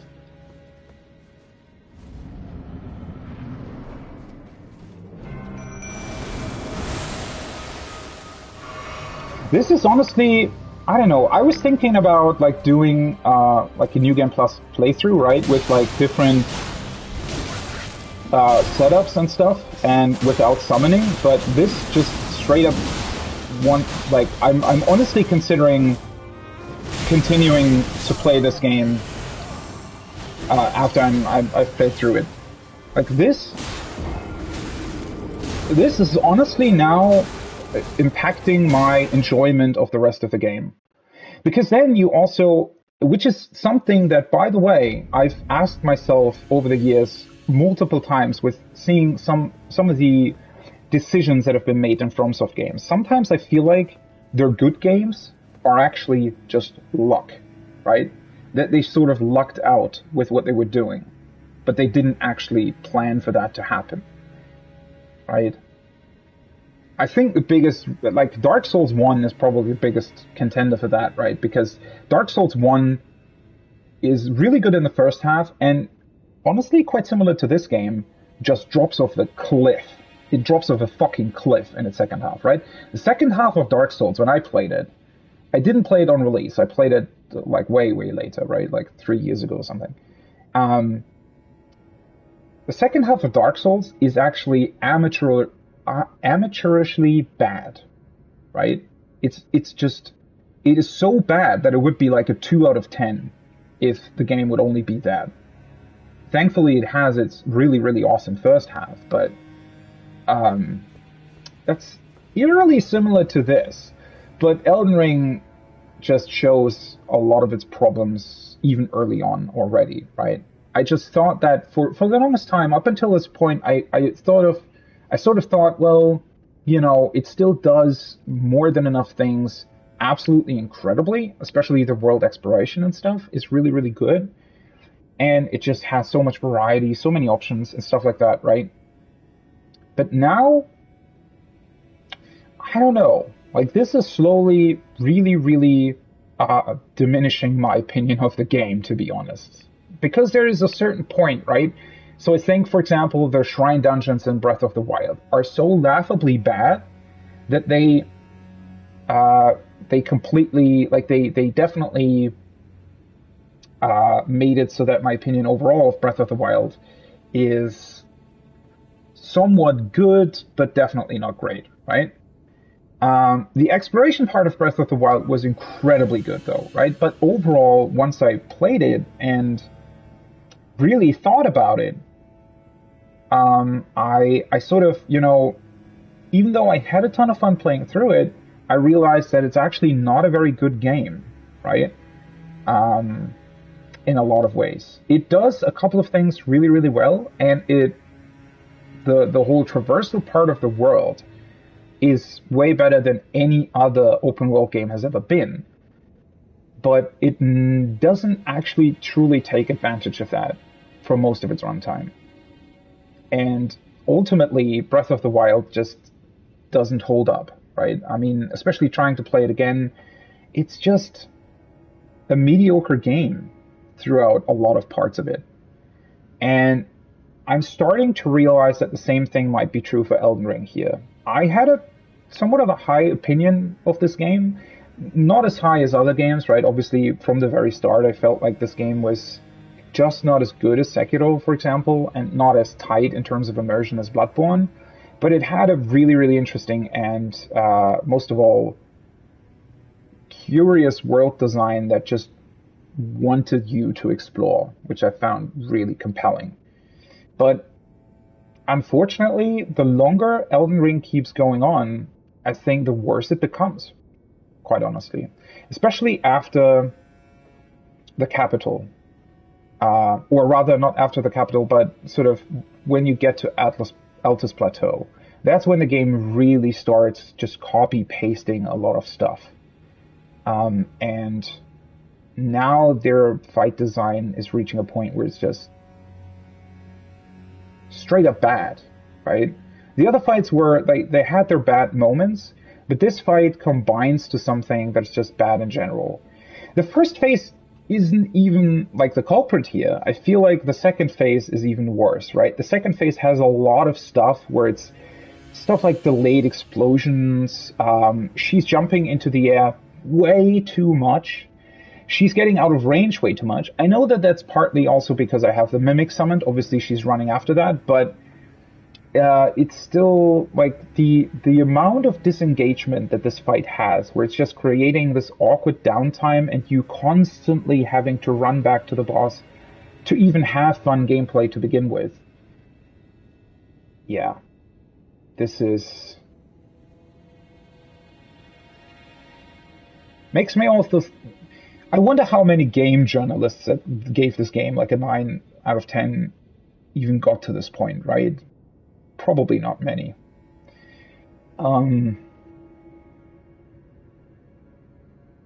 Yeah, I don't know. It's... let's just get through it. I just need to luck out and have specific attack patterns where she, even in phase 2, doesn't do her most bullshit moves all the time. And...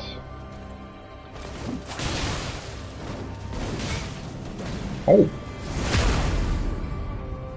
Starting off with bullshit, I see. Let's just start over.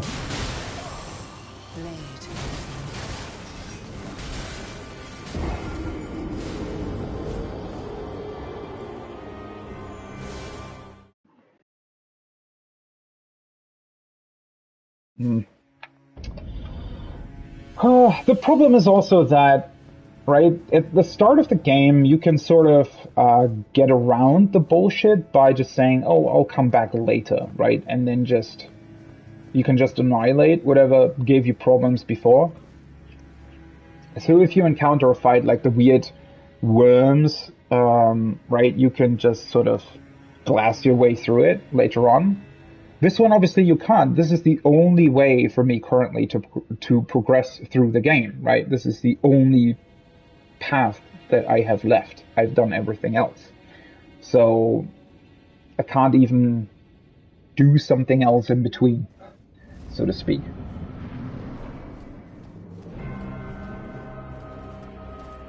Oh, for fuck's sake. I really wish you could auto-summon your spirit summons.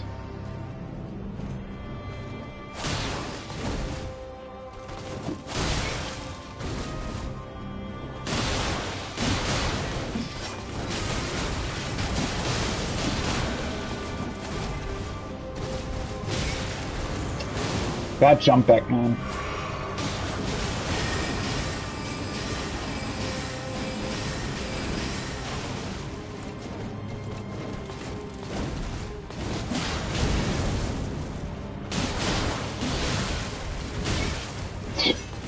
That shouldn't hit me.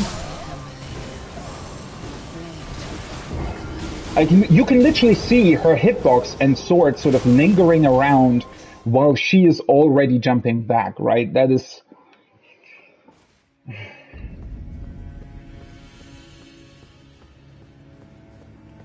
If you as a player could do that, it would be totally fine, right? If I could also do like a really quick back jump while still hitting the enemy, that would be fine. But I can't do that. So it's bullshit that she can.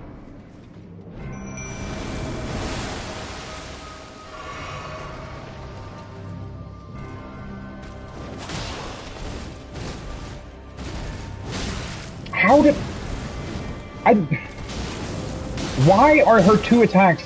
Why do they both have different ranges? The fuck?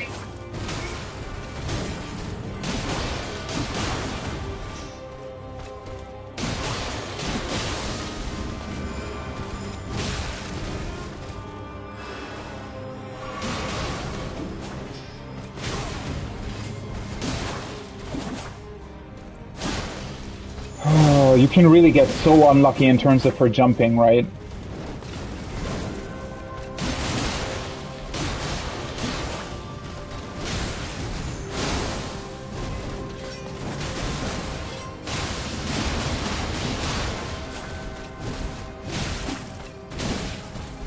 Why?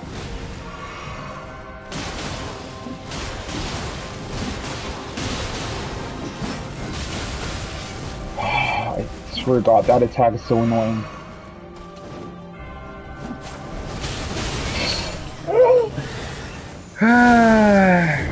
Man, it feels great to know, like, her wind-up is even worse, right? Because in that particular moment, you already know, oh, I'm gonna die. Nice. And I can't do anything to prevent it.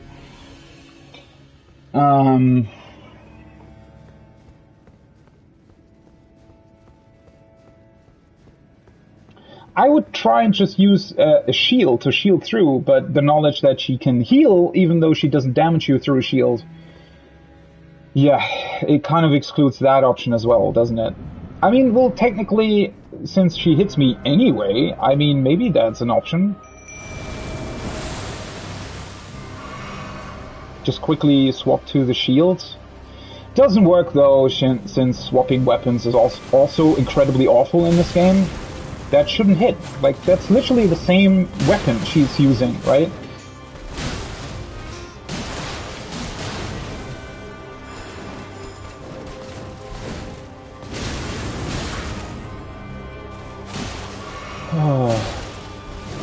Why is she getting stunned there, but not previously?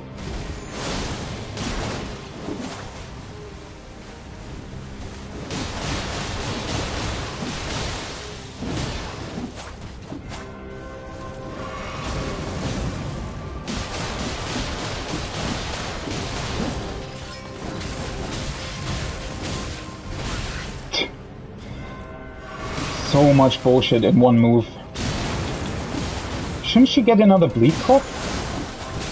Oh, these back jumps. I swear to God, why the fuck would you implement a boss with back jumps? Like, why?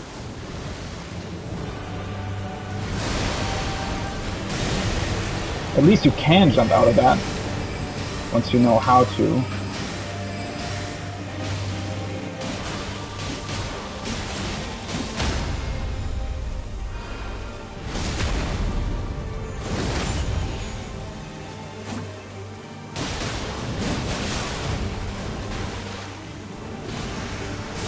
Oh, that was that one.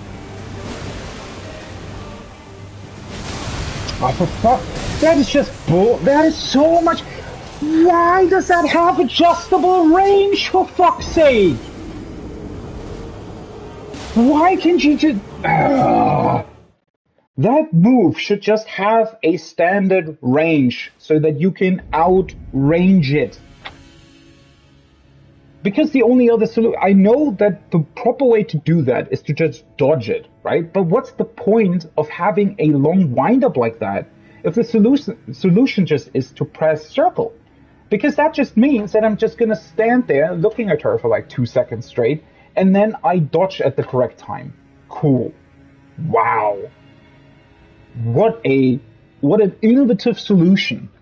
I mean, well, forcing you to sprint away doesn't make it better, but just why implement like a 2-second wind-up if the solution just is a dodge roll?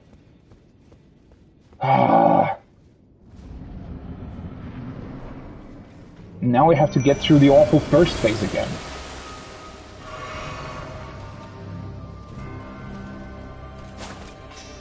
How did that not hit? Are you fucking kidding me? I was literally in range for that. Ugh. Doesn't that usually mean that she jumps forward? Yeah, I was expecting that.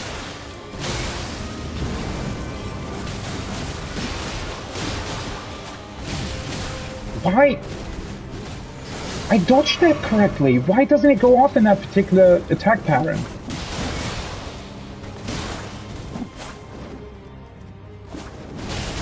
I forgot her fucking teleport.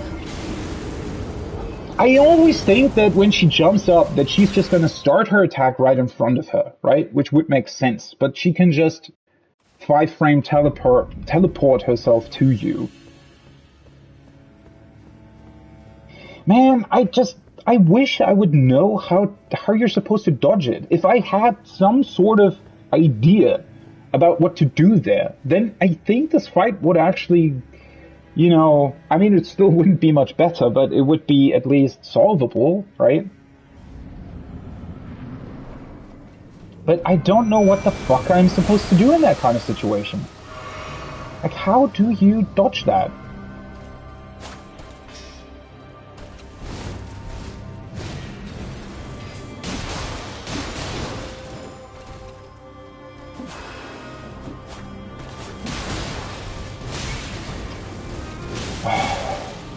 Once again, the same problem, right? I didn't expect her to get stunned because usually that's not always what happens. So you just kind of don't expect that, and that's what's screwing you up. So literally you being good at the fight is screwing with your timings.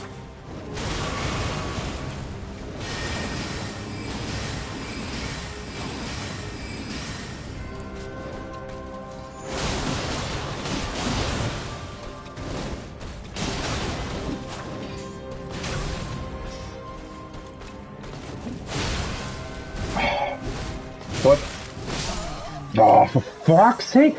Why is my fucking roll not going off? I don't understand! Sometimes it goes off, sometimes it just doesn't. I definitely pressed circle at the correct time for her final attack that hit me. That killed me, ultimately. I pressed circle there. But it just doesn't go off. But I don't want to press it twice either, or I don't want to mash it, because then the game does his dumb queuing thing, and you just dodge roll twice, even though you don't want to. But apparently you have to mash dodge roll in order for it to go off in that kind of situation. That is... Yeah, all the worst design elements, or all of the sort of gameplay problems the game has, really shine here, right? I think that's basically the biggest problem of this fight.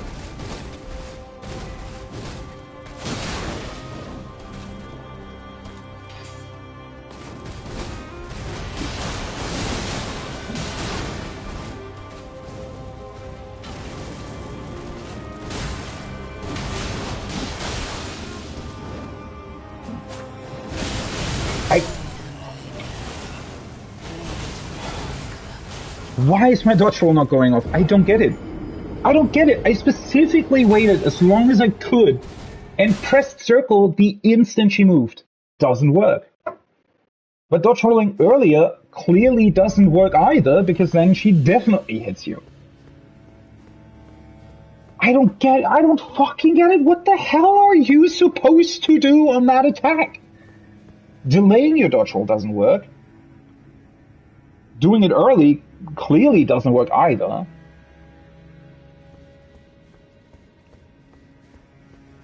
I don't fucking get it. The rest of the fight is laughably easy compared to that. Oh, for fuck's sake, I forgot my mimic again. Why doesn't it auto-summon? Why is that a thing? Why do you have...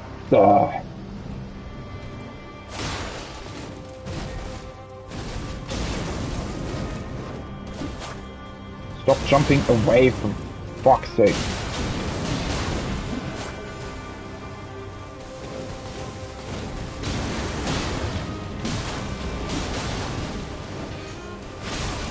I press circle. See, now it worked. I pressed it at the exact same time for both attacks. Second time it worked, first time it didn't.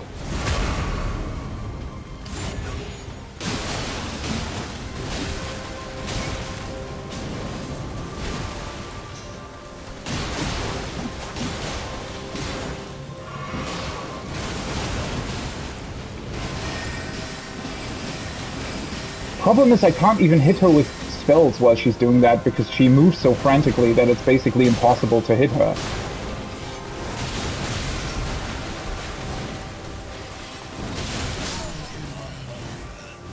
I don't know what's happening there.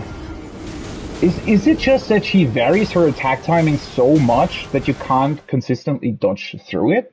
Because I'm pressing dodge at the exact same time. And sometimes I dodge, sometimes I don't. And I don't know what I'm doing wrong. Like, her attacks are really easy to read for the most part, instead of, like, if she's not doing her flurry rush. But somehow, sometimes, during that fight, right, I even pressed dodge one time that felt like way too late when I dodged her grab attack right there, right? I basically pressed circle when she was already at my throat. And it still worked. But the same attack after it, I pressed circle earlier, slightly, and somehow she hits me. My attack roll doesn't even go off, as if suddenly her attack is like 5 frames faster than the one she was doing before, for some reason. And I don't know if that's due to the range, or does she have like variable timings on that, but it doesn't look like that's the case, right? It doesn't look like she's changing up her timings most of the time. And if she is, it's kind of really obvious. So I don't know what the fuck is going on there. I don't know why my dodge roll doesn't go off. And even if it does, sometimes I'm still hit. But if I try to purposefully delay it to kind of hit the timing where she, like with the grab attack, where she didn't hit me even though I was dodging insanely late,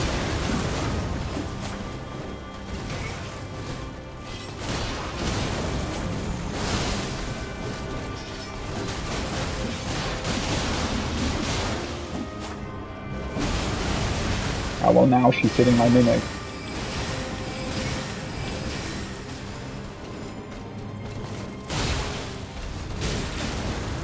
That's also messing with me every time, because sometimes she gets stunned out of her attack and sometimes she just doesn't. See? Now she did. The other times she didn't.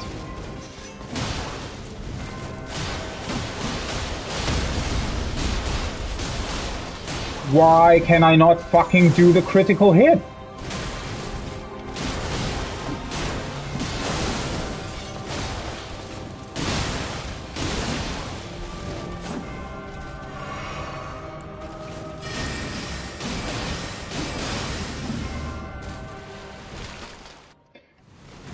Problem is my mimic doesn't have enough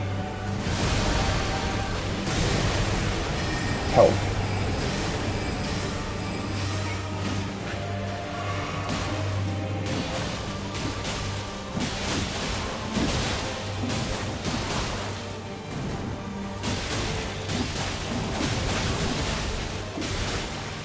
Why did I dodge roll twice there?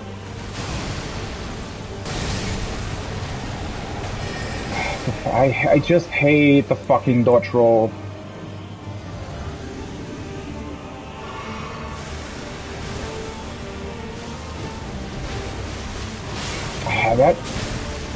I swear to God, wait, how? Who came up with this stuff? Like, seriously? How are you supposed to see what the fuck her clones are doing if the camera is pointing up at her?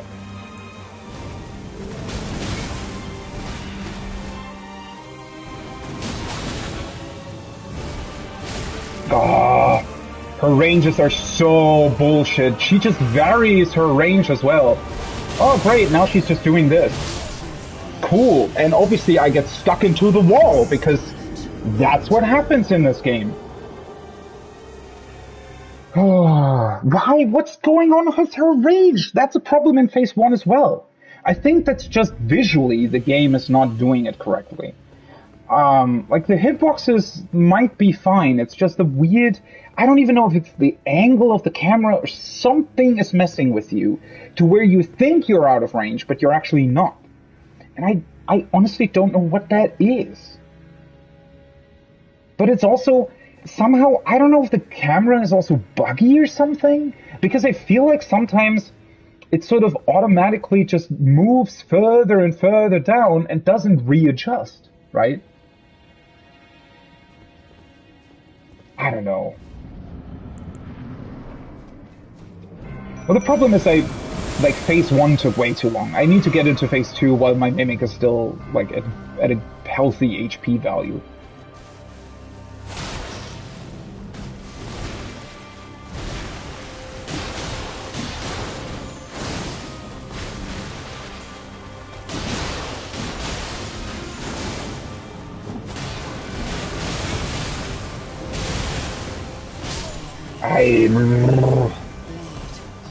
This time I actually tried to properly dodge the second and third part. I think I was slightly too late on that. The problem is also that the game's stunning animation is really poorly implemented, so you don't have good feedback on whether or not the problem is dodging too early or too late, right? Because I think what's happening is basically I'm dodging slightly too late, but because of her attack having multiple damage instances, and every damage instance also stuns you slightly, what's basically happening is that I'm dodging just ever so slightly too late, like a couple of frames too late, but the roll doesn't go off at all, right? Because at that point she's already in her attack, which slightly stuns me. So the result is that it feels like the game is not reading your inputs correctly, even though that's not what's happening. But the problem is it feels like that, and that's just an incredibly bad design choice, obviously, right?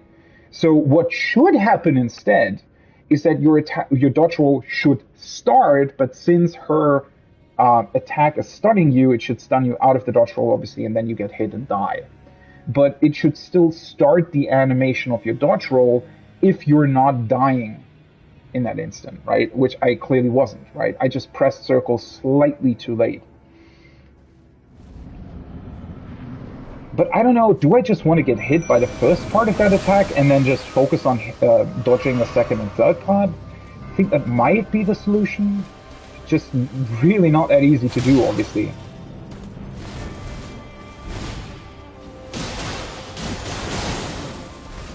Ah.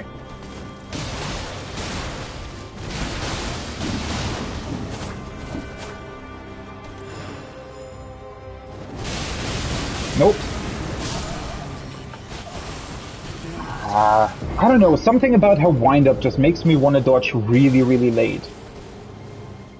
And then that just messes with my timing for the second and third dodge.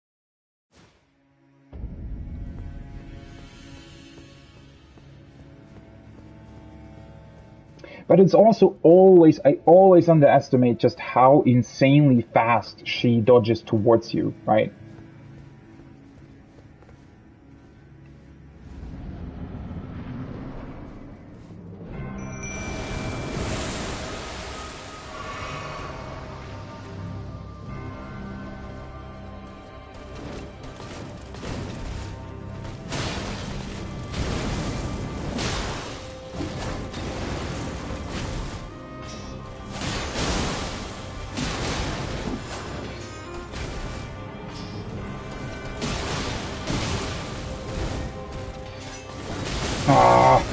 Well, that was my fault this time. Oh, for fuck's sake. Stop doing the same thing twice in a row. That's just cheap.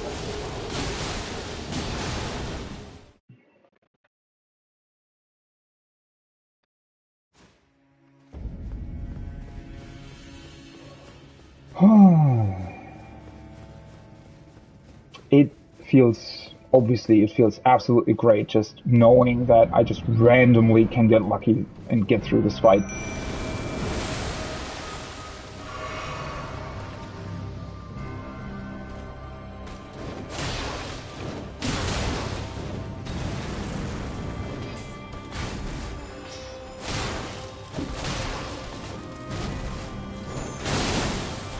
Why? Why can you not stun that, but everything else?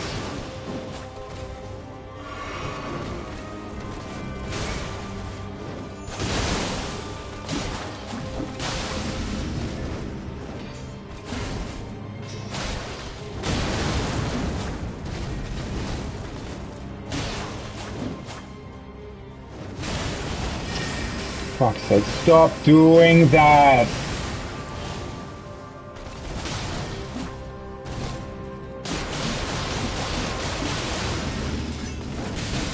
I pressed fucking circle. Why is it not working?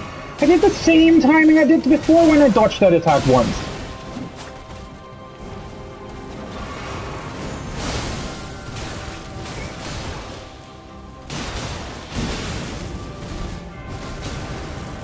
I'm dodging the other attacks with the same pattern.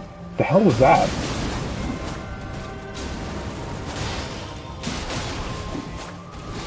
What's she doing? Why is she suddenly... Oh, stop jumping to the side, man! What the fuck?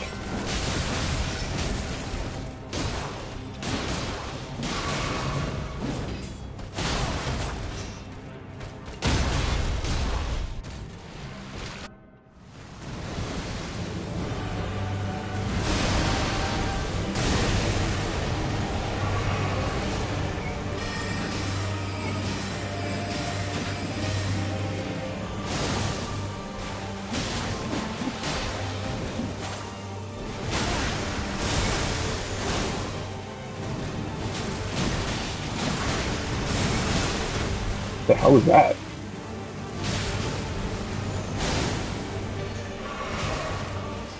Oh, 10 kilometers away.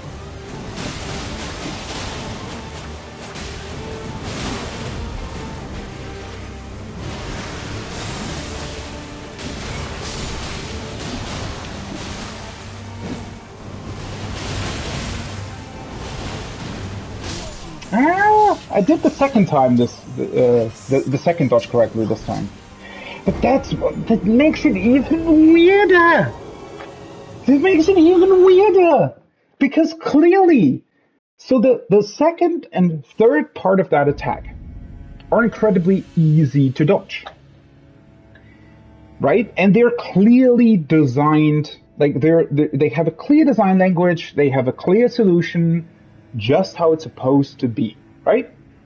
You have to do a very late dodge, not too late, obviously, which I did on the third part of that attack. But it works, right? If you time your dodge correctly, you just avoid all damage from the second and third part of that attack. But if the second and third part are like that, why is the first part so different? And again, what are you supposed to do on that first part? I don't understand. I fundamentally don't. I want to know. Like, honestly, it's just kind of like, am I missing something there? Is there some sort of idea or concept that I forgot about, or something else that you can do with your character that I'm just not thinking of? I really, really want to understand how you're supposed to dodge that first part.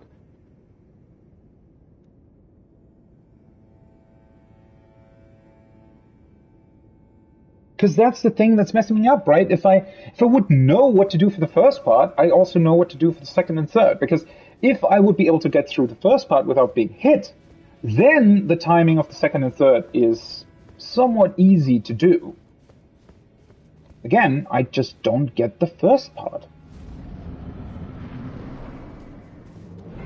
And the problem is also that the damage is just so much, right? It's just... I don't know. I pressed circle correctly, somehow it didn't go off. Somehow I was not in range for my attack. Somehow she didn't get stunned. Huh.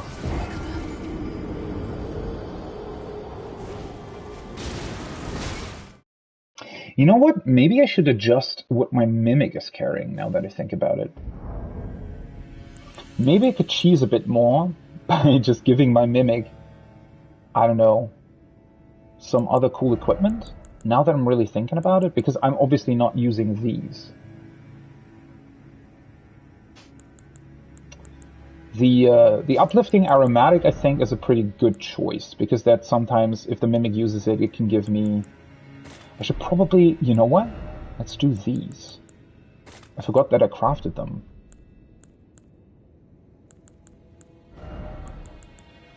Maybe that'll help. Is there something else I would be able to do to make my Mimic survive more stuff? I wonder. Because it would be kind of funny if there was a way to do that.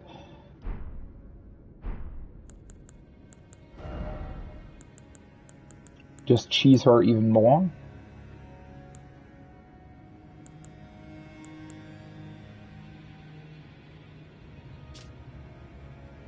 Cursed blood. I don't even know if that does anything.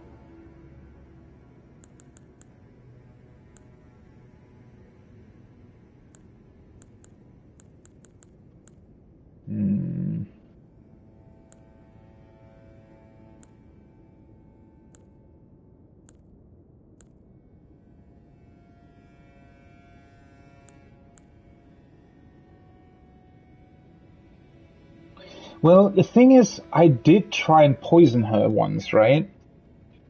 And felt like she had a pretty high resistance to that, so... It would be cool if I would be able to do it, but... yeah, I don't think that's really an option. Maybe it's a good idea to just exchange the fire pots for the swarm of flies. Maybe that'll already do something.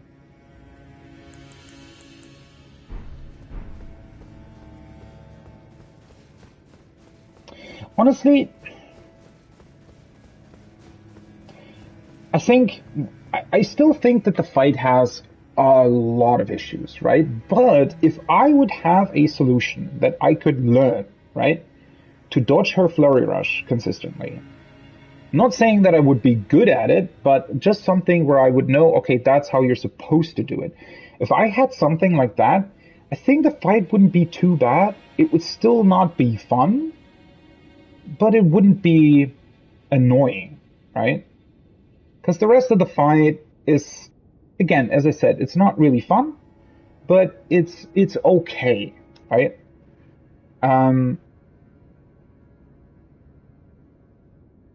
It's not as annoying as I originally thought it was. Mainly because I also increased my damage output by a lot by doing the blood loss stuff, which is another thing. I hate that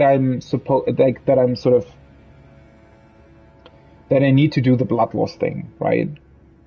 Because her damage is just her healing is the problem, right?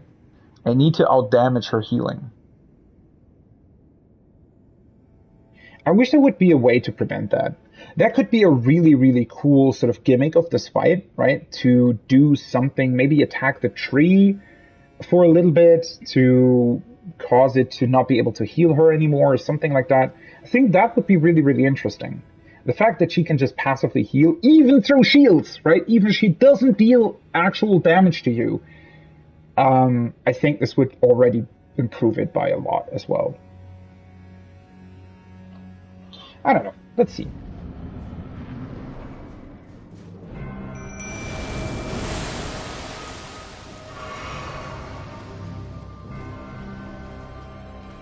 The Flurry Rush is just...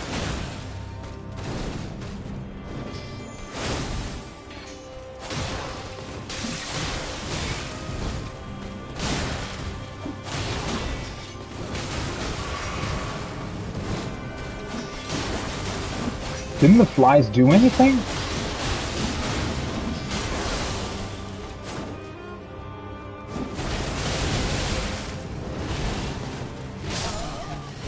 Okay. So I feel like the third attack has a different timing than the second one, somehow. Also, I don't know where the fuck she got all her healing from in that attempt. Felt like she didn't even hit my Mimic that much. She mostly attacked me, didn't she?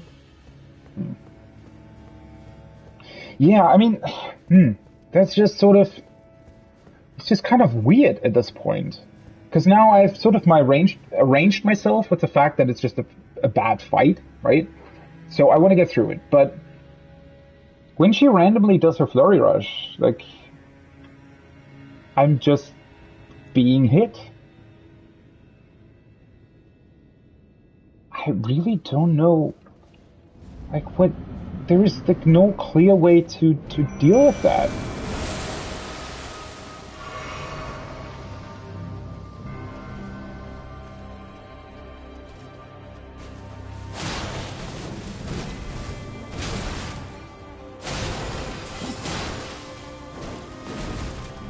How, I dodged that way earlier than usual, and she still didn't hit me. Oh, I hate that. Her range is so bullshit. Like, her weapon obviously doesn't make any sense, like, logically. I know it's fantasy, but... Can you stop randomly turning around all the time?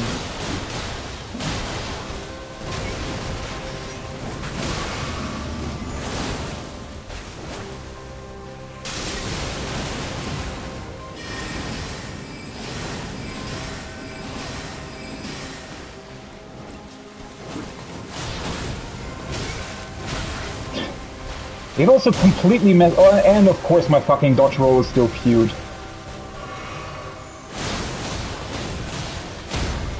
It messes with your timing so much that sometimes she gets stunned and sometimes she just doesn't.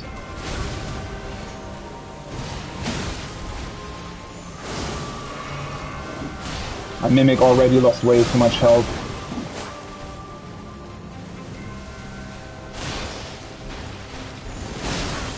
How did that still hit me? Ah, fuck. It's targeting the Mimic.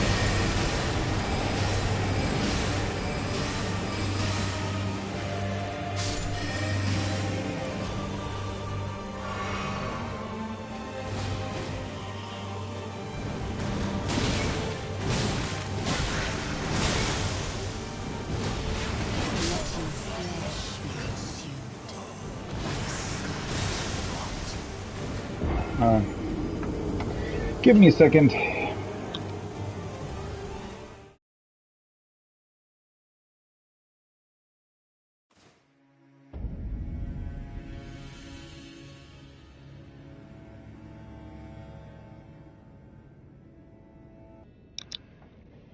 Okay, sorry about that.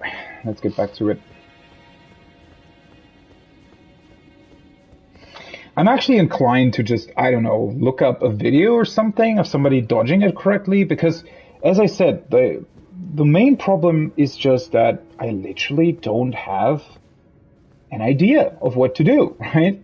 No sort of thing where I could say, okay, that's what I'm trying to learn. Like, it's literally just I'm standing there and I just don't know what to do. She starts it up.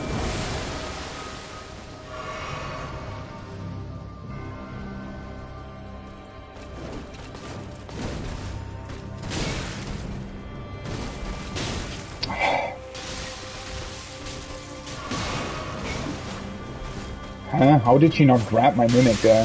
Why did that not hit her? Seriously. Why is she... And now it hit her, even though it looked like I was out of range. What the fuck is going on there?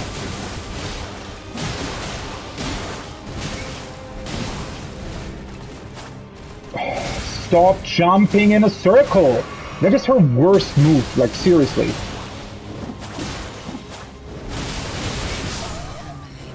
Yeah, I don't know. Without knowing what to do there, it's just an instant death, basically.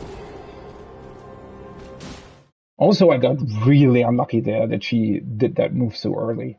But she also... That's the problem, right? If she randomly sort of jumps around the whole time, then it's quite hard to get her to deal a lot of damage. Whereas sometimes she just does stuff, like... in a way where it's way easier to deal damage. You know what? Isn't there? But I don't know if that would work. Like, could I try and hit her with if my mimic was there, but she was mainly targeting me in phase 1, that might be another sort of cool idea. Throw to lure for foes of human build only. Throw to create a pale shadow. No, that's not what I want to do. Wasn't there one that basically gives you aggro?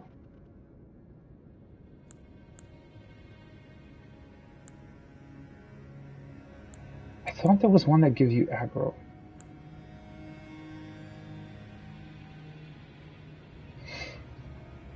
Am I misremembering that? Or was it another item or something that did that? Lip of sleep, cloud of heat.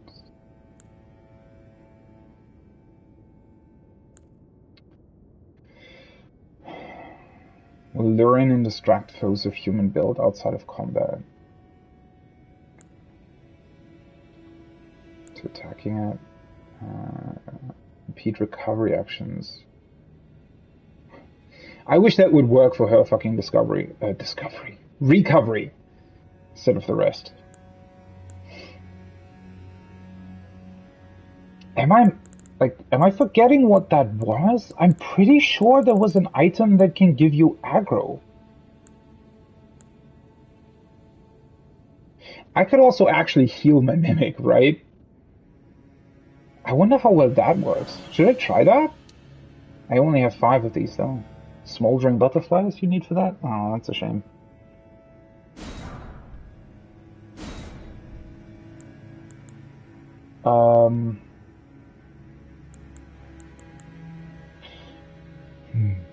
I guess I'm misremembering that?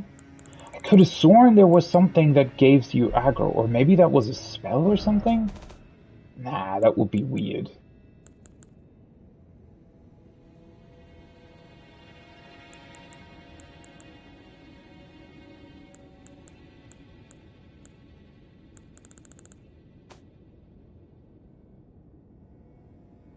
I'm pretty sure it was something to craft. I thought it was a pot. Maybe I mistook these for, like, luring enemies in. Oh, no, never mind. It's, fuck, it doesn't work, does it? It's a talisman, right? I think? Wait, was it? Might have been. I thought there was a... But didn't I read through these earlier?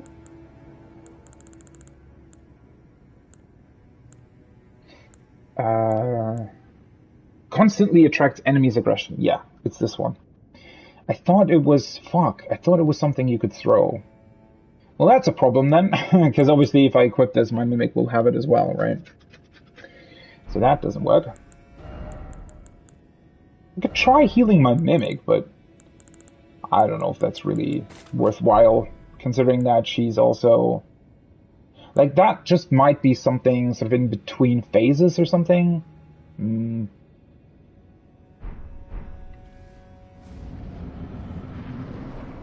I mean, the thing is, I already almost killed her, right? I just need to get lucky and basically get to the same stage again.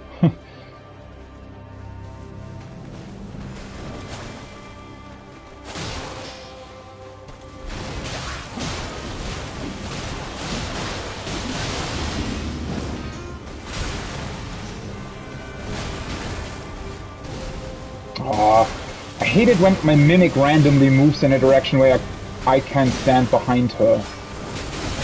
Aww. Fucking attack if I'm pressing attack. That happens way too much. Like, you can get lucky that the movement works out where you and the mimic are sort of surrounding her, and then you can get incredibly unlucky, like this attempt, where that's never happening.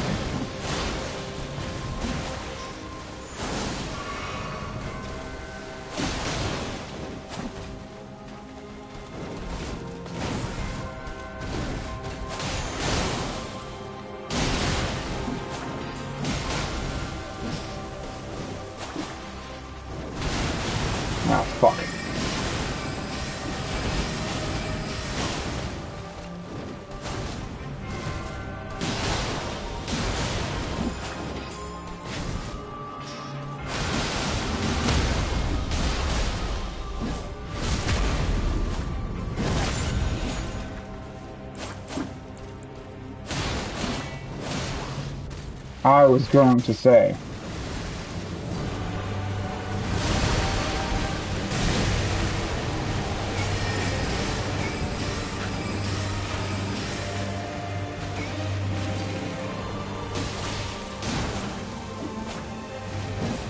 The hell was that? Swap over your fucking weapon. Okay, this is already bad.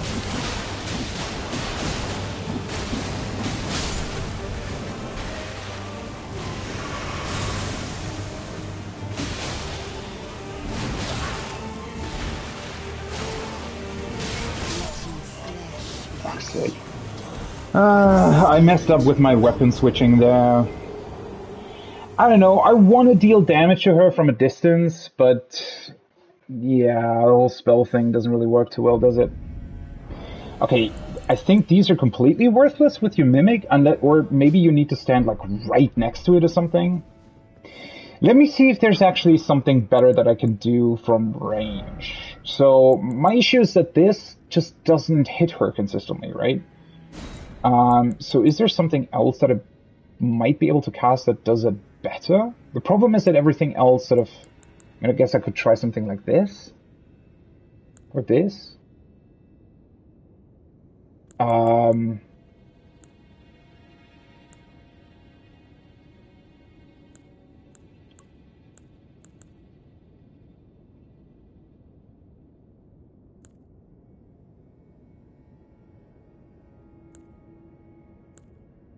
Pulls foes toward caster with gravity projectile volley.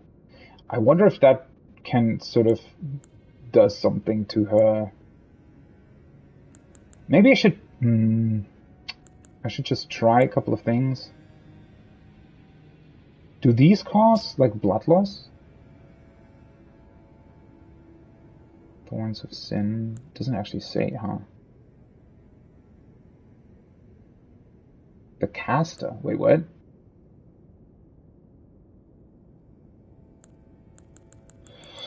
Nah, that's not really what I want to do.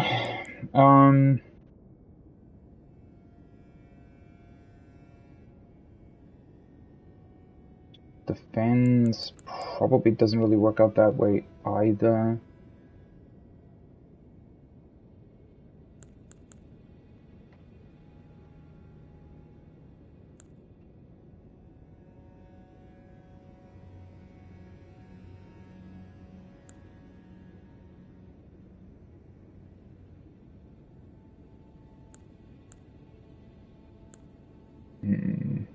I just need something that is more consistent at hitting her from range.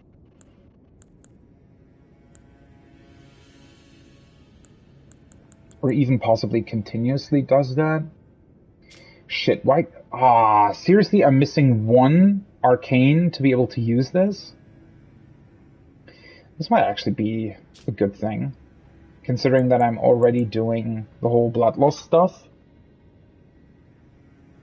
In theory, this should be pretty good, right? Do I want to just farm another level and try this instead of the rest? I mean, it's literally just one level, right? So... might not be the worst idea, to be honest. Because the rest, I mean, well, with the sorceries, I could maybe try some gravity stuff as well. So let's just equip it for the time being. Would that be this one? Fires numerous gravitational projectiles and feels struck with pull towards the caster.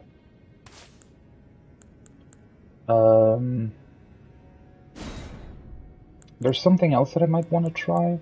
I don't know, I could obviously do like an arrow type thing. No, that wouldn't be great either, because that probably wouldn't hit her, right? Because she's still moving really frantically. I could go with like something like this, just to be able to deal additional damage once I get in range again.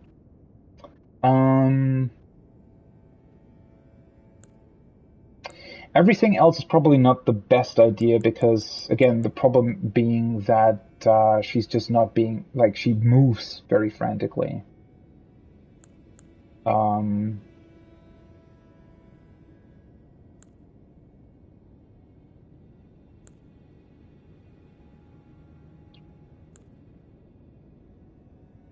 Magma stuff. This would probably be pretty slow.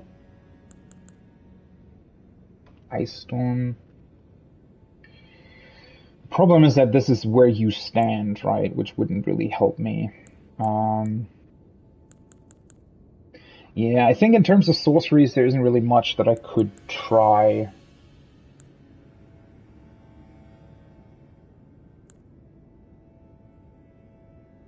I wonder if this is better than this one. Let's just equip both, see what they do. And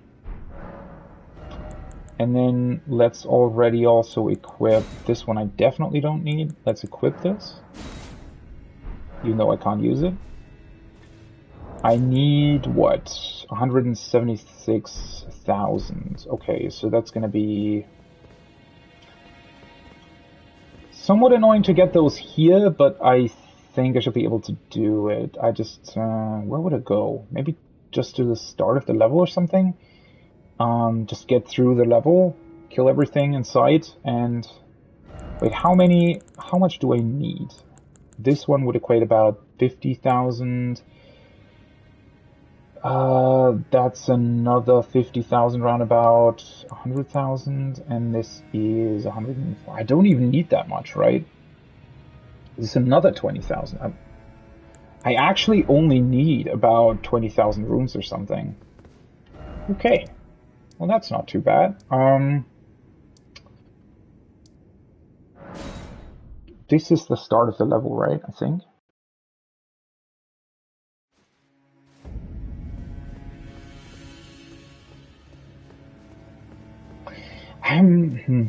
Yeah, if not for her flurry rush, right? I would already be, I don't know.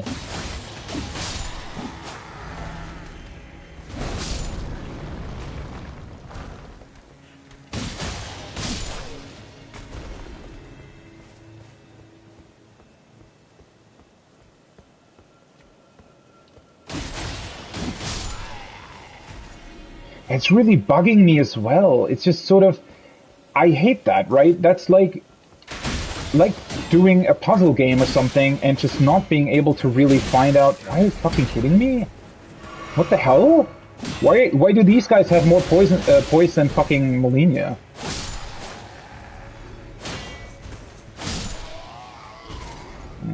Maybe I should also utilize that R1 more than I am currently during the fight. I always want to do this, because obviously it's faster in terms of blood loss buildup, but this is just, this attack makes you able to recover faster, I think, and ultimately make you move quicker.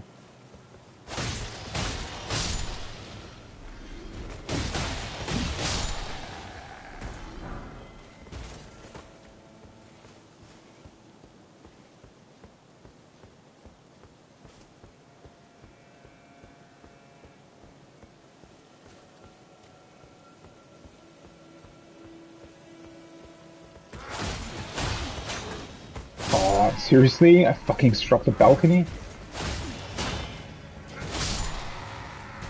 Where the hell did you come from? What? Since when do they jump down from somewhere?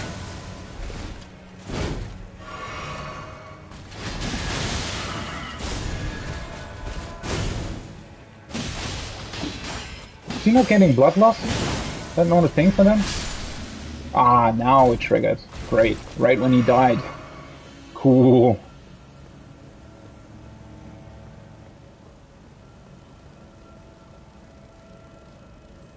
Wait, wasn't that him though?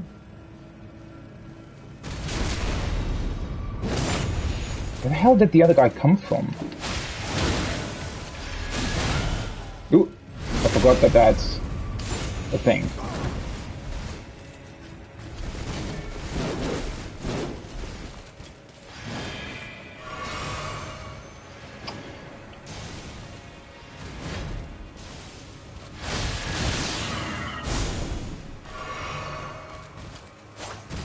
Seriously, the range on that weapon is really strange sometimes. Don't know what the hell there is going on there. That was some insane damage. Also, is the rot even doing anything? No.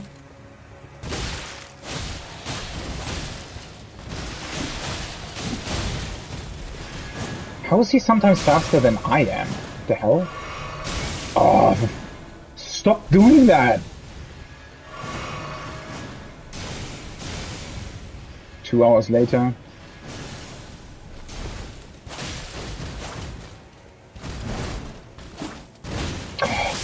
It's really inconsistent sometimes whether or not your turn back, like, damages something or not. Okay, I think this should be enough, right? Should be able to get to the next level with everything that I have.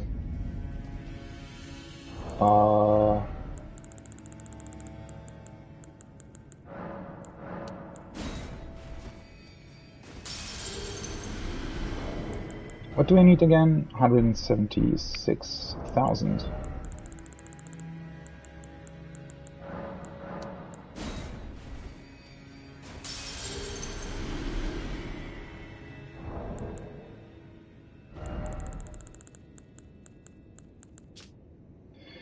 Uh, 176 on 3 of these.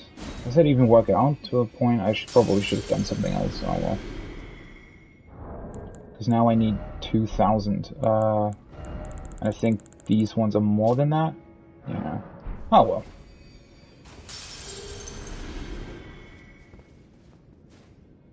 I should have leveled to Arcane to 20 already, I think. Oh well.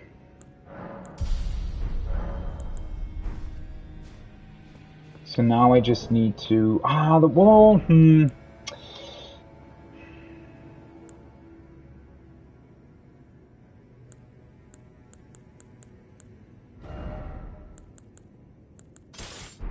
If I switch this over, I wouldn't be able to cast anything anymore. Let's get rid of the bow, then.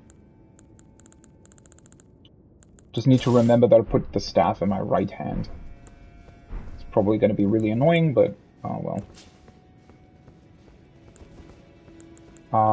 So now let's try and use the swarm of flies in case she gets out of range of me, and see if that even works.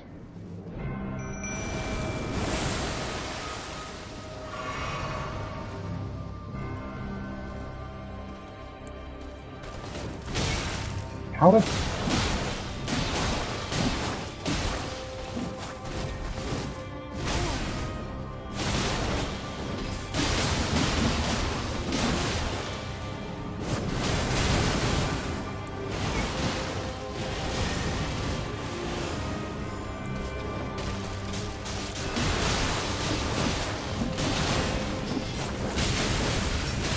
Why?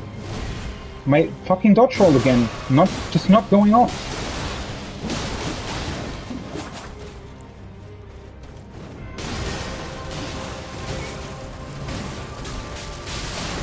The great thing is that she gets continually stunned within that, right?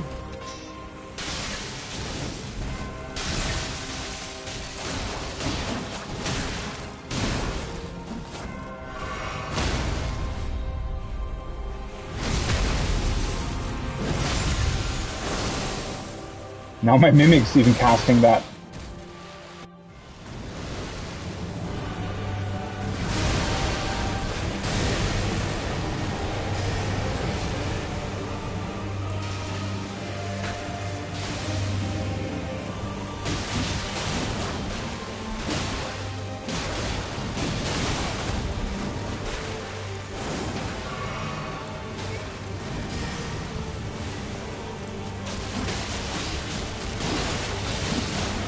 The fact that that can stun her is kind of insane, to be honest.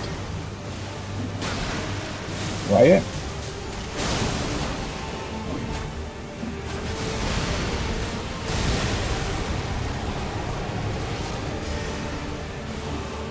I guess I found the solution to the fight.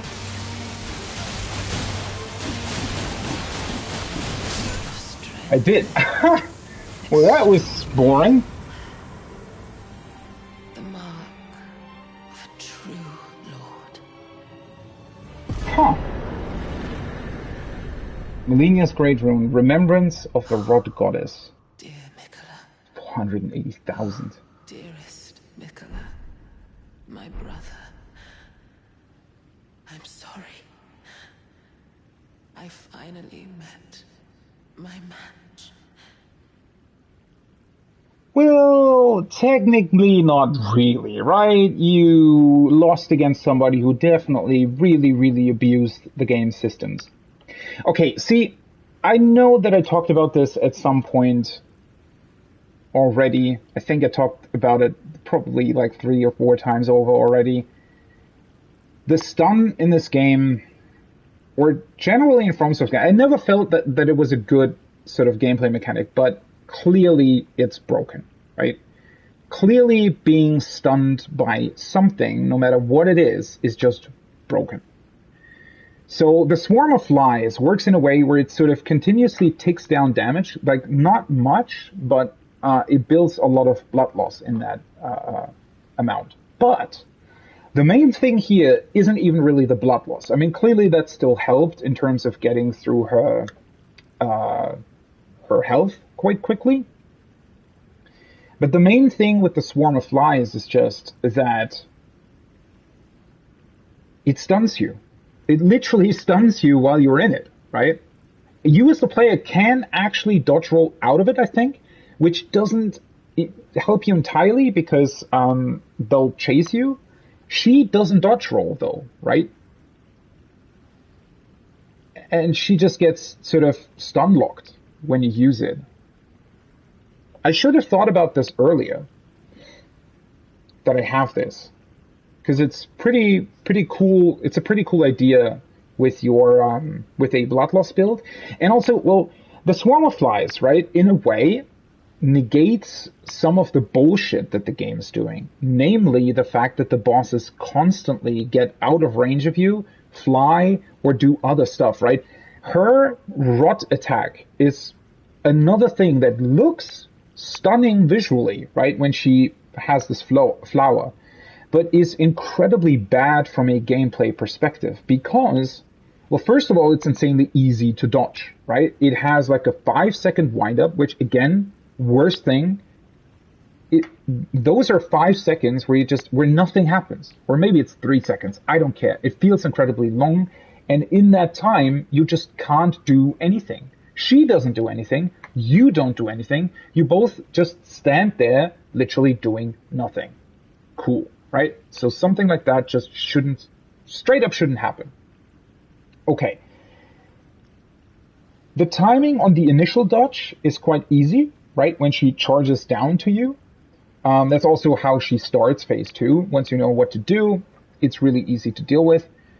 But then you immediately have to dodge roll twice backwards to get out of her rot continuous damage, right? Now, that in and of itself is a bad design choice because I think multiple dodge rolls back to back just feel bad, right? It just doesn't feel good, is the point, right? It just doesn't feel good. Which makes me think, I honestly think that the player should have a charge back and charge in thing.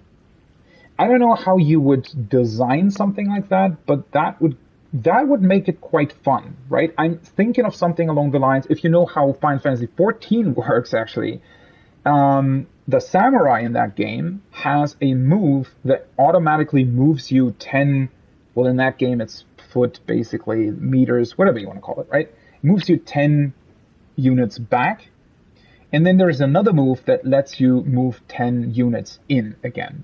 Now, obviously, it's a tab targeting MMO, but I feel like something along those lines would work really, really well with the moveset here, right? Because the bosses basically do that as well. And I think if you would give the player the ability to use that, then you can sort of legitimize putting bosses like this into the game that move very frantically and move a lot, right? If you'd have a similar thing. Also, it would be way more fun than dodge rolling, right? In a way, Bloodborne's dodge, like when you target an enemy in Bloodborne and press circle, you don't dodge roll, you have this insanely fast, I don't know, shadow phasing dodge, whatever you want to call it, right? It's basically a really fast dodge to the side. Something like that, but slightly slower, but with more range. And both ways, sort of, right? In and out. I think that would work really, really well. And it would alleviate some of the issues that a fight like this has. Because especially if you're a melee build, right? You dodge that attack, you roll backwards twice, you're out of her range of damage, and she's just sitting there doing her rot damage, but nothing's happening, right? So not only does the move have an insanely long wind-up where literally nothing is happening, but it also results in something else where literally nothing is happening for like 5 seconds, right? Unless you're a ranged build, in which case you can just pelt her with magic or whatever the fuck. Or you do this, right? Which is, for a build like this, with weapons that can build blood loss, having the swarm of flies works really well. But then again, the swarm of flies only works because it fundamentally works different to a lot of the sorceries and a lot of the other stuff that you can do, in that it just stun locks her. Which is obviously, like, the fuck? Why is that a thing? Why can't I do that, right? I mean, obviously, enemies have used that against me as well, namely the 3 summons or invaders in the blood lake close to where the Lord of Blood is. But even as the target, as you the player, it also feels bad, right? Because the stun lock is just, you can dodge roll out of it, as I said, but it's just, it doesn't feel great, right? It feels like you're sort of moving through glue, which a lot of the stuff in this game actually feels like that, right? Where there's just sort of weird choices in terms of specific animation timings and in terms of how one animation flows into the next that very often makes your character feel like you're sort of stuck in an armor of glue, and you're fighting with your character's animations more than with the actual boss, because most of the time the boss is just off doing something, you know, they're like circling around the arena like 8 times in 1 second, and they're doing all their crazy stuff bullshit somewhere in the air, and you're trying to just fiddle around with your character's animations, right? So that in and of itself is a really bad thing. And I don't know. I mean, as you can see, right, the fact that this was the solution to the fight, I honestly even think that even without my Mimic, this might be a good build, because you could still stunlock her. There are so many times where she just jumps back and has a pretty long recovery phase for herself, which usually you just can't take advantage of, right? Because, well, she jumps back. But with this, especially since the swarm of flies stays around and targets, like, that chases her down, right? It doesn't even really matter what kind of movement she does. And once the swarm of flies hits her, she's going to get stun locked for a time, right? At least for like 1 second or something, which is enough for you to hit her like once or twice. And that, in combination with the blood loss that the swarm of flies is already building up, usually means that she's losing blood, which then will automatically stun her again for a short time, or at least break her attack or something. Yeah. And obviously this dealt so much damage that I was just able to churn through her HP without her being able to do her bullshit move, which is the Flurry Rush, obviously. Which I still, no idea how you're supposed to get through that. Absolutely no idea. Maybe, right? One thing that I was thinking while I was doing this fight, she can definitely be stunned quite more easily than other enemies in this game, right? So you can hit her with a weapon and she can get stunned for a time, and most importantly, it prevents her from actually following through on what she was trying to do. So I'm thinking that maybe what they intend you to do here, right? Maybe the intended way to do this fight is to not learn how to dodge her attacks, but instead learn the correct timing on when to hit her during her animation, right? Because I definitely felt, like I was saying earlier, the few times where I managed to get through phase 1 previously without her doing her Flurry Rush, those were the times where I felt like I hit sort of specific wait times in between her attacks, where I was basically able to, you know, instead of instantly just hitting her, I would have waited like a slight bit before attacking her again, essentially stun locking her, right? So the same effect that the swarm of flies has, just sort of triggered manually, quote unquote, by my weapon. And that would make it so that she didn't use any of her like bigger moves because she never got to prepare them, basically. But that would mean, if that would be true, that would mean that not only you'd have to learn that specific timing for basically all of her attacks, but the solution would then basically be that she would never do the Flurry Rush in the first place because you're able to prevent her from doing that. So it would fundamentally mean that the Flurry Rush isn't dodgeable, which doesn't make sense, and I don't think that's how it's designed. So I still think that there is a way to dodge it. I didn't find it, and certainly I have honestly just no idea how to do it. Now that I did the fight, I'm definitely going to look up a video on that. As I said, no sense of accomplishment from this whatsoever, because the solution was to basically find something that stun locks her, I guess?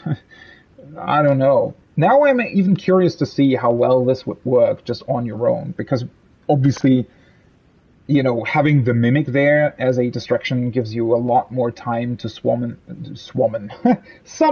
this swarm of flies. Yeah. I don't really know. This is a weird fight, honestly.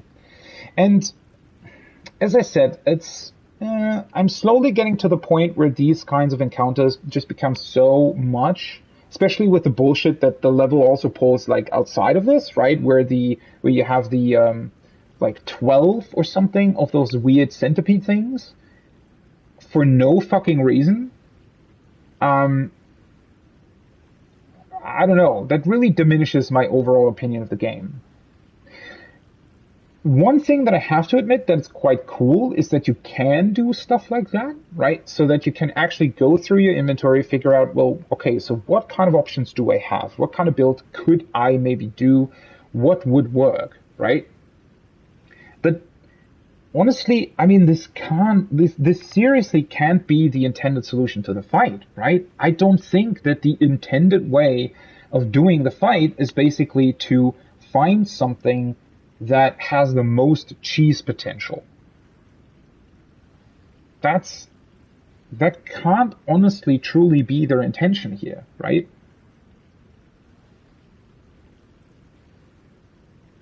I'm going to keep the build for now, though. I do think that my other sword with the blast was also quite fun.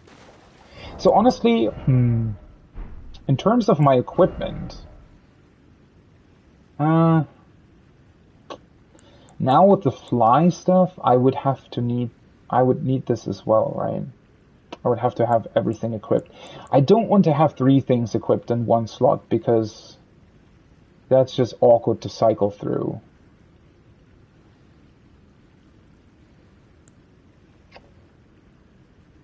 So maybe I'm just gonna keep the rest of my stuff unequipped for now. The problem is that blood loss while you're just walking through a level isn't really the most fun mechanic, right? Because most enemies basically, I mean, you saw with the Scarlet Rot Knights, they basically died while blood loss was occurring. So unless you pelt things with the swarm of flies first, maybe that's more fun. I'm just, I mean, clearly this is quite the powerful build overall.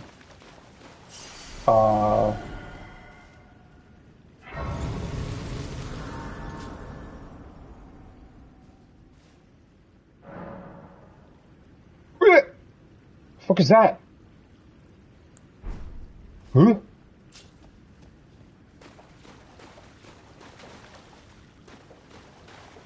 What is this doing here? Is the tree creating this somehow? Kinda wish you would be able to jump on it.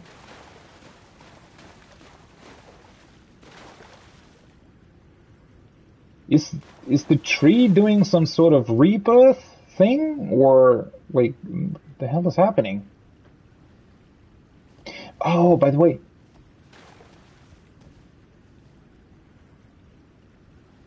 No, the the girl or woman in the tree is still there. I wonder what the connection is there. The imagery in and of itself is pretty awesome as well, right? It's sort of this, it's almost as if she's sort of cradling something, as if there's like some sort of cradle thing. I wonder what the implication there is. Like, is it something that the tree did on his own in order to sort of imitate her, because the tree was trying to protect her, and so it sort of magically created roots that looked like her somehow to prevent the scarlet rot curse from spreading? Or is that something that she maybe did in order to do some sort of incantation or whatever? Well, this thing being here now makes me wonder if the other one in the other room is still there as well. I mean, what's the implication here? If she died, did somebody else... That was my initial thought, right? When I first saw that blossom in the other room, that maybe somebody else somehow died or was taken in by the tree for some reason. I wonder why...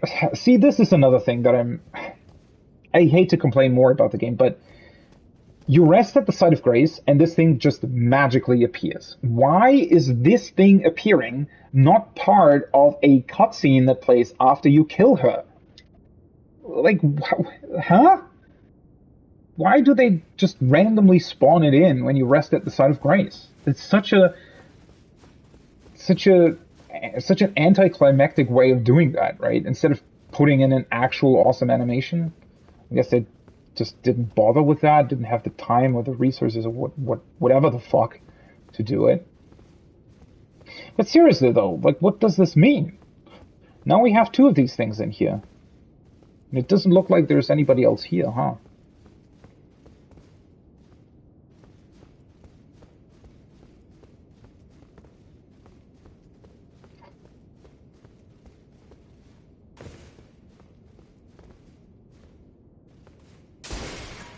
Oops. Well, this is sort of strange as well. Not only does the fight not feel rewarding, but it also all sort of ends so... I don't know, I mean, you get the Great Rune, right? But that's it? Like, nothing else is happening? Huh? At least in the case of the Serpent and Volcano Manor, there is something happening afterwards with the... whatever her name was, that's watching over the manor. Here, just nothing's happening. It's just sort of here, I guess. Let's just... I need to level up anyways.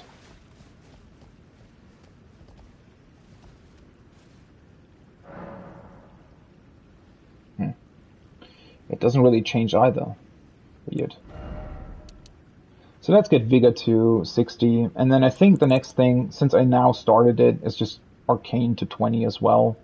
That'll give me the most sort of possible options for builds.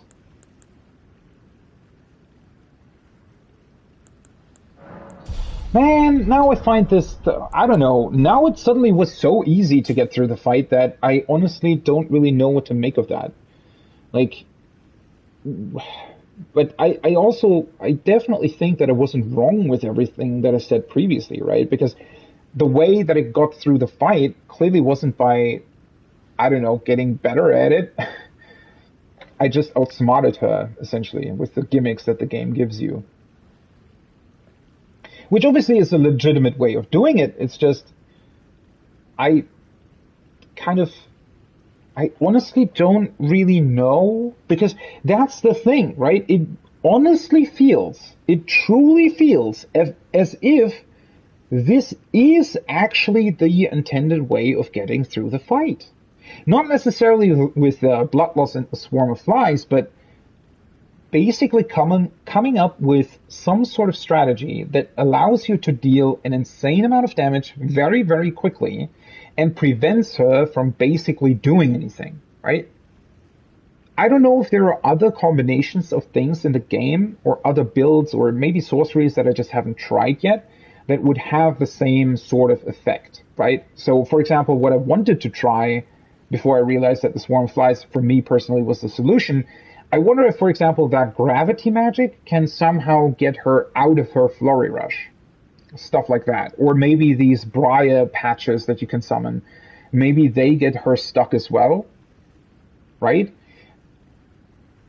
The fact that I was able to get through this somewhat easily doing this really, really makes me wonder if that's the intention, right?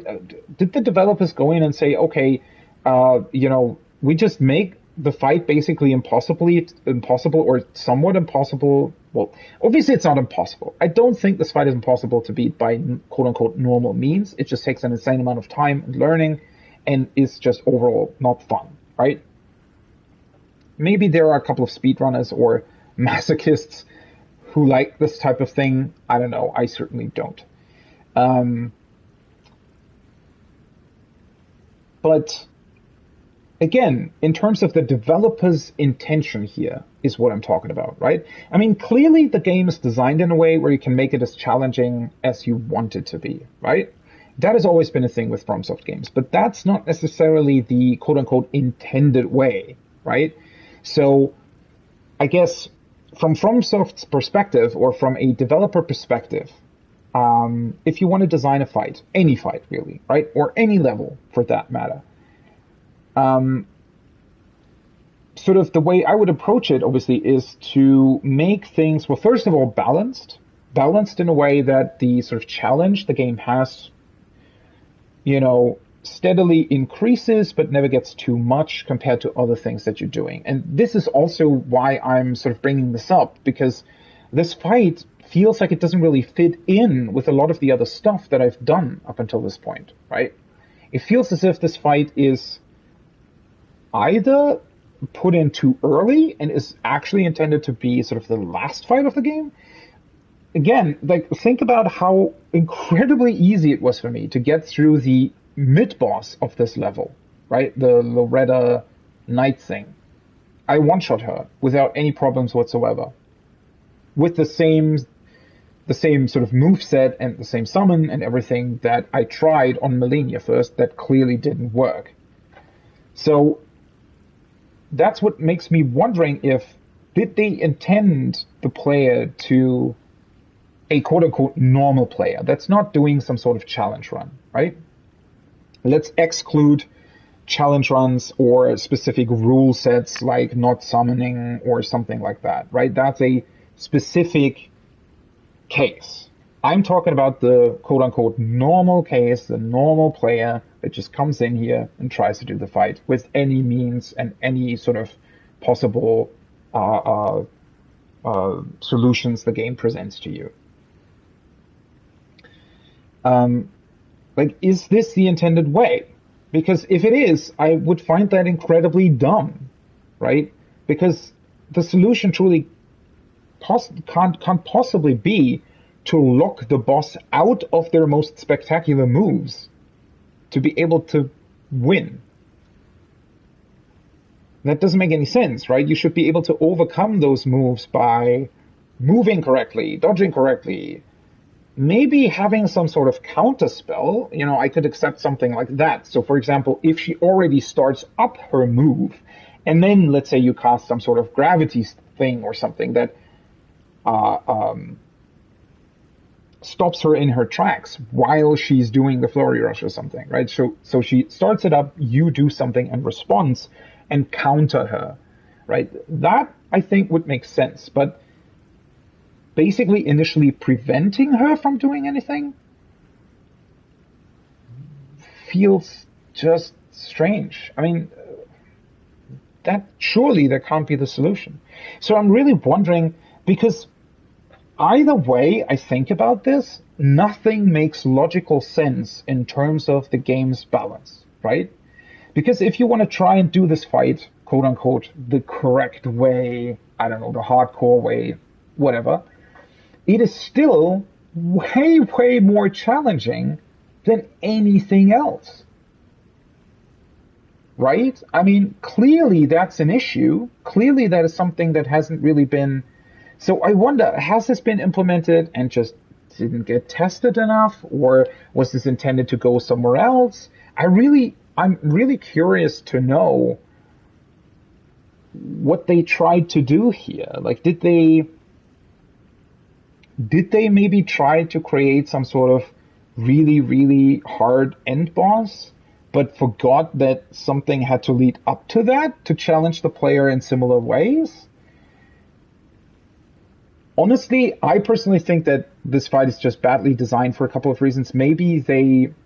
So for example, maybe the HP recovery just wasn't a thing at first, right? And so they said, okay, let's try and make this fight as challenging as possible. And then maybe somebody else came around with the idea of, hey, why not have a boss that has HP recovery, right? As sort of a let's mix it up kind of idea. And maybe for some reason, somebody else who didn't really have a full grasp of her moveset and her capabilities selected her to be the boss that had the HP recovery, even though maybe, that should have been on somebody else or something. The thing is also, thematically, it just doesn't really make that much sense, right? I mean, yeah, that she would have the ability to recover herself, I guess. Yeah, but is that really established? All we really know about her, basically, is that she's cursed, right? And she's never lost. You could infer that she has some really, really strong,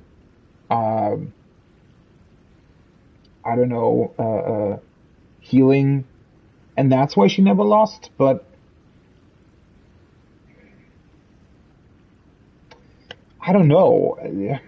I feel like that doesn't really fit with the idea that the Scarlet Rot is trying to present. Because isn't that sort of the opposite of regenerating yourself? So I feel like if they wanted to establish something like that, it should have been brought up earlier, that the rot is also... I mean, I guess we had a couple of themes. I think it was mentioned somewhere that the rot is also a possibility for rebirth, right? It's basically supposed to cleanse the land, get rid of everything that is cursed and everything that is, basically destroy everything so that afterwards something can be reborn out of it. And I think the theme with the Helix tree and everything and how beautiful it is, that kind of gets through, but it's not been properly established. So that makes me think that the idea of her recovering health might have not been a thing, because if that wasn't a thing, she wouldn't be too bad, right? She wouldn't be so bad, right? Her moves would still be bullshit to some degree. Again, it wouldn't make the Flurry Rush any better, but at least you could try and tank your way through it, which now isn't a possibility at all. I don't know. It's things like that that just make me wonder what the hell happened here. I don't really know.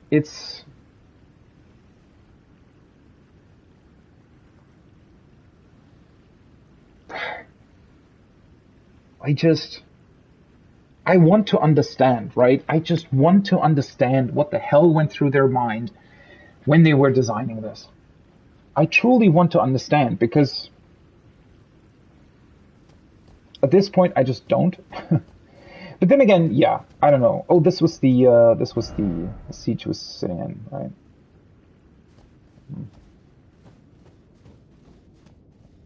I'm actually quite curious to see. There have to be, at this point the game's been out a while. There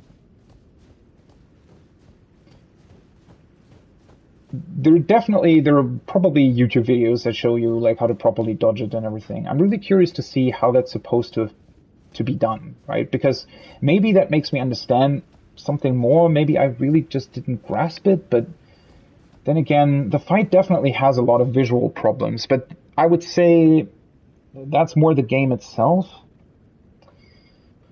I've noticed that with a lot of bosses, right? That especially sort of their range can very often just seem strange to you or inconsistent. The range isn't inconsistent, it's more that, I don't know, maybe it's the camera or something where it's just quite unclear of whether or not an attack hits or not. Mm.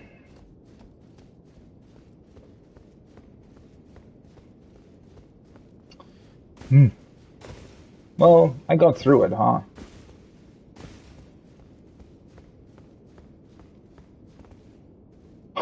Now I'm actually interested to see whether or not this build, like how well this build works in other areas of the game. Because the problem is, I don't know if it's really the most fun thing. The problem is that the dual wielding, right? So this is pressing L1 twice, but it's 4 attacks. I wish you could do this individually, right? It's cool that you can do this move specifically by equipping 2 types of the same weapon, but you should be able to cancel, right? You should be able to cancel out of the hits in between, right? It's annoying. It just feels bad because, I don't know, being locked into 2 attacks back to back through that just feels bad. It's just really, really not great. And the overall attack of the katana as well is kind of weird because it seems like it has a longer range than it actually has, I think. I actually wonder if maybe the swing animation, this weird white wind that every weapon sort of has, this part of the animation, right, that makes it visually more interesting to look at, but I think that's sometimes messing with the depth perception or something. It's a bit strange. And yeah, as I said multiple times already, you should be able to use the skill of both weapons. It's just kind of weird. It's especially weird if you're using 2 of these and you mainly use the combination attack, because suddenly it puts you into a position where if you want to use the special skill of your right weapon, you need to press the L2 button, and if you want to attack with both of them, you need to press L1, effectively making your right index finger completely, like you're putting your right index finger out of work, right? But then again, there's also a completely different issue of the absolutely awful gamepad implementation that this game has, right? The controls of this game are honestly archaic, but I know I mentioned that a couple of times already as well. Having played with something like the cross hotbar in 14 really makes you realize just how... So this game's gamepad implementation is basically 15 years old, right? And that's because it is, because they didn't change anything since initially in Demon Souls. They literally didn't change a single thing, right? And sorry, but holding triangle to be able to access an additional D-pad menu is not a significant enough change. And it also just feels bad. But yeah, realizing just how far games have come in terms of how well you're able to utilize a gamepad and how many functions you are theoretically able to access just makes you realize how incredibly backwards and just straight up old the implementation is, right, in terms of the gamepad controls that FromSoft games have. And that does include Sekiro, by the way, which is my personal favorite out of all the games. But Sekiro still has, at least Sekiro had a little bit of a better way to configure the controls. Although then again, it kind of didn't at the same time. But yeah, that's a completely separate thing. Okay, so what the fuck am I even doing now? Somehow I didn't even expect to get through this fight this quickly. How long did it take me? I mean, technically 1.5 hours yesterday and about 2.5 today. But that was also with a lot of experimentation. And yeah, honestly, I still think that is absolute bullshit that her healing gets through physical absorption shields. Like, what the hell is up with that? Like, what? How did they come up with that? And I don't even particularly think that using a shield, unless you maybe parry her, but using a shield without parry is still probably a pretty difficult way of doing this fight, right? Especially if you use a weapon that is maybe not that effective or something. I just find it insane that she heals through a 100% physical negation shield. I don't know. Maybe that honestly just wasn't tested. I can definitely see that being a thing, that they just didn't test that and didn't think about it. And then again, this game has received so many patches that I guess at this point you have to say, yeah, that's intended, right? Because otherwise they would have patched it. Unless they are cowards and don't want to admit that they made a mistake or something, but I don't think that's the case. So that's intended then, but doesn't that completely negate shield builds in this fight? And then again, I wonder how viable shield builds are in general in this game. Which is something that I wanted to test on New Game Plus if I'm actually doing a New Game Plus run. But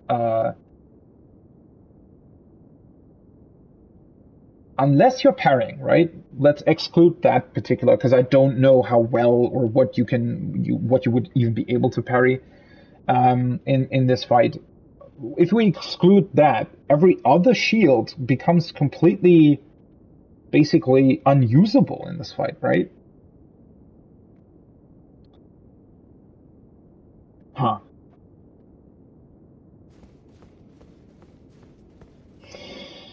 Well, that being said, I still need to access that one room with the 3 crystal guys in it. Like the above section of that. Also, wait, where was the other...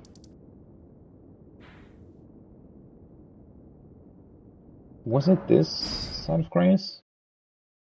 I wanted to take a quick peek back at the site where I killed the worm thing.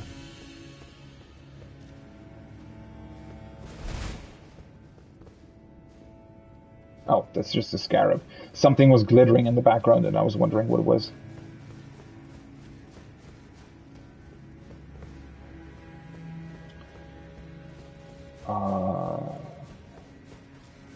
Because one thing that I find absolutely strange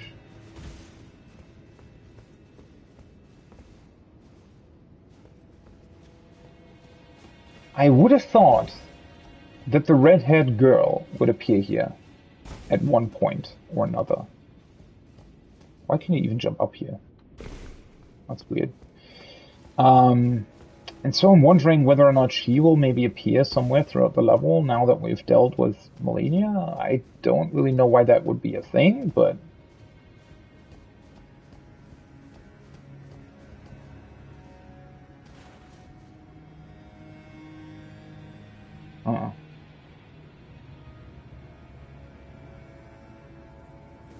I don't know if the game just hasn't spawned them in yet.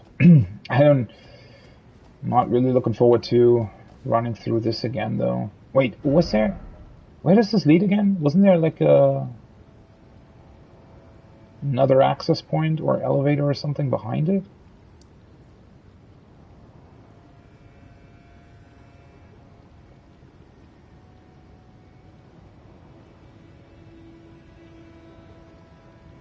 Yeah, I would have to... No, I don't think you can... Because you have to jump down these archways on the outside, right? So...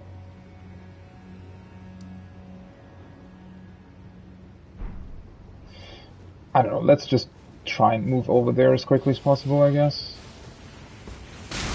Oh, for fuck's sake.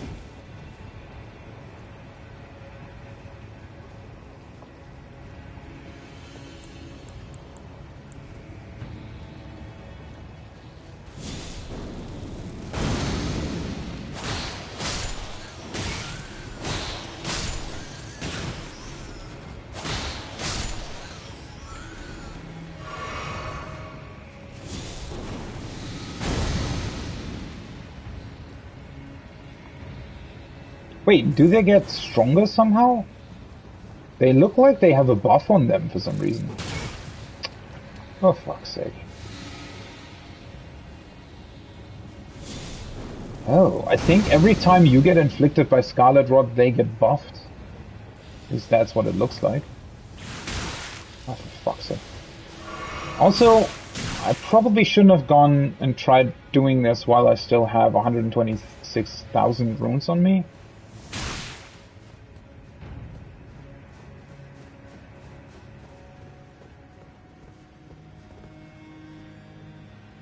Wait, this just... Where did this go exactly? Ah, right, this comes back out here. See, yeah. I did remember that I had to jump down, but I didn't quite remember where exactly this got me.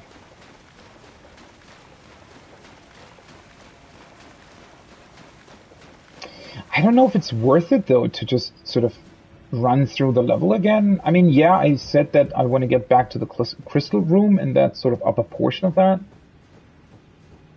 But... Ah, fuck, I need to move up here, right? But I'm honestly not entirely sure if that's... Why can you not target these guys while they're lying on the ground? Bye-bye.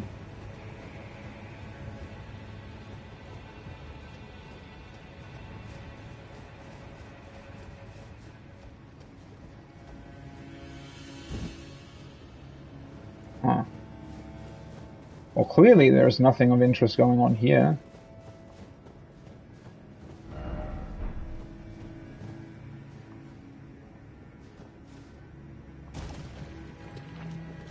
Oh, you can actually run in this. Oh, that's even worse. Fucking hell. Okay, so... As if these weird worms weren't bad enough already, but they kind of... At least I thought you wouldn't be able to run through this because of the giant rot waterfall, where you're really, really slow. So that's why I didn't want to fight this thing right here. But if you can run through it, didn't even realize. At least that doesn't make it too bad, I guess. Where was this exactly?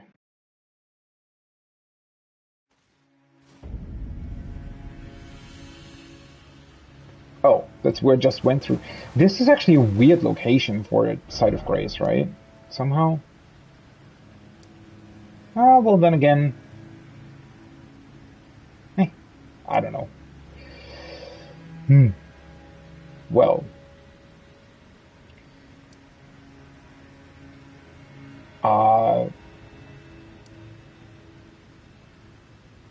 Yeah, I don't know. Is there actually... Is it worth it to try and see something here? Is it worth it staying here and trying to somehow find out? Because I'm still missing a couple of NPCs, which is really tripping me up, right? The lady with the red hair, for example, that's an NPC that I haven't seen again. And technically I'm also still missing a couple of other ones, I think, that have gone sort of missing for a time now. But yeah, I wouldn't really know where they would be. Should I try and talk to those guys again? I don't know. Technically, I didn't do anything that's related to them, so.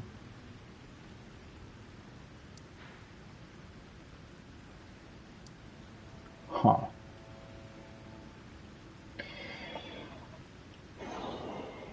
So what now? Do I just continue up to the... Man, this just feels so strange. I feel like I'm, I don't know, missing some sort of resolution to this place.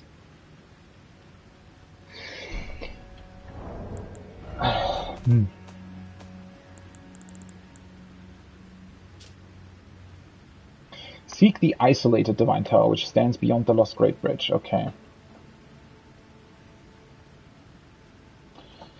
Well, at least now it makes sense for why that tower exists, huh? And the Remembrance? Does that tell me anything more? Melania, goddess of rot, hewn into the earth tree. Miquella and Melania are both the children of a single god. As such, they are both Empyreans, but suffered afflictions from birth. One was cursed with eternal childhood, and the other harbored rot within. Wait, Miquella was cursed with eternal childhood? What? Aren't the images that we see of Mikola that of a man, though? There's quite a lot of images of Mikola around the place, so... Huh?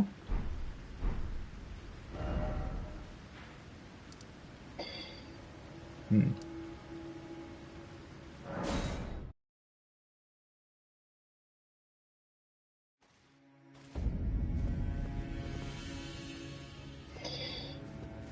Okay, so one thing that I wanted to try, or one thing that I need to... How would you be able to access that middle room, middle portion? How would that work? And I also, wasn't there another sort of opening somewhere where I thought that... How did that work exactly?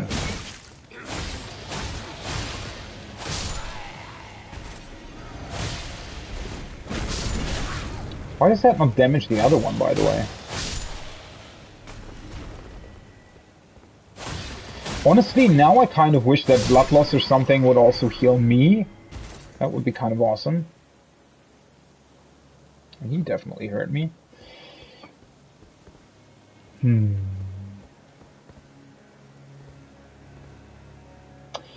kind of...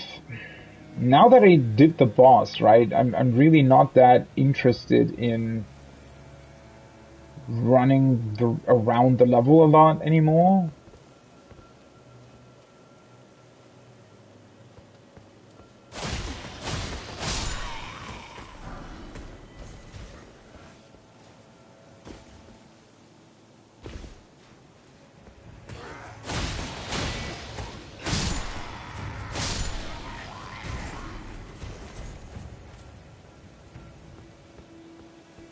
Did I ever try this? I think this might be the missing connection here.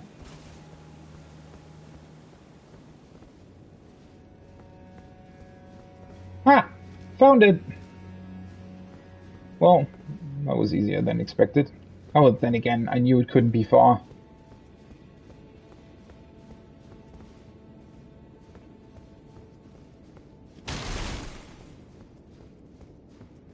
Probably a worthless item anyway. Oh, well...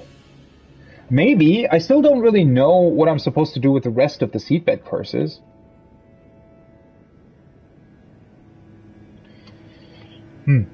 Okay. Well, this is not... I still feel like there was some sort of other balcony or something. But now that I really think about it, I'm not really remembering where that might have been.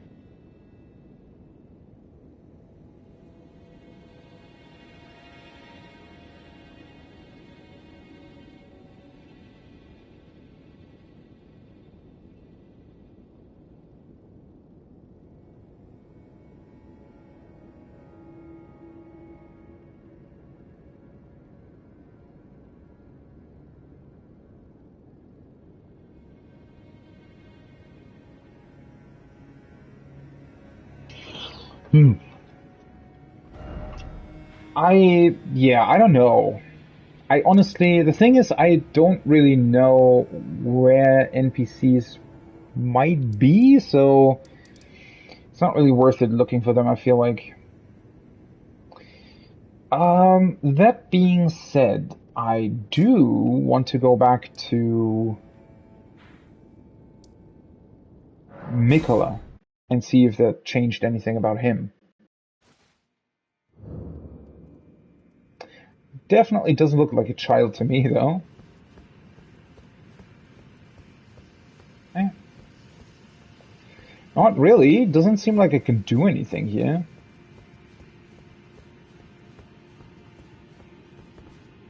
Strange. Oh well.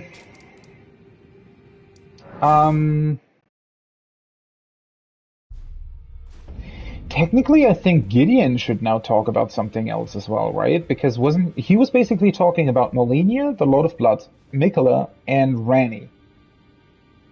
And I've dealt with all of them. So I wonder if he's going to say something else now. Power of Remembrance. Ooh, what is this? Hand of Melania. So she is actually using a katana as well. That also causes blood loss buildup. Okay, interesting. So is it the weapon that heals her? Let's see. A blade built into Melania's prosthetic arm. Through consecration, it is resistant to rot. Okay. Melania's war I can't fucking pronounce that word. Prosthesis symbolized her victories. Some claim to have seen wings when the weapon was raised aloft, wings of fierce determination that have never known defeat.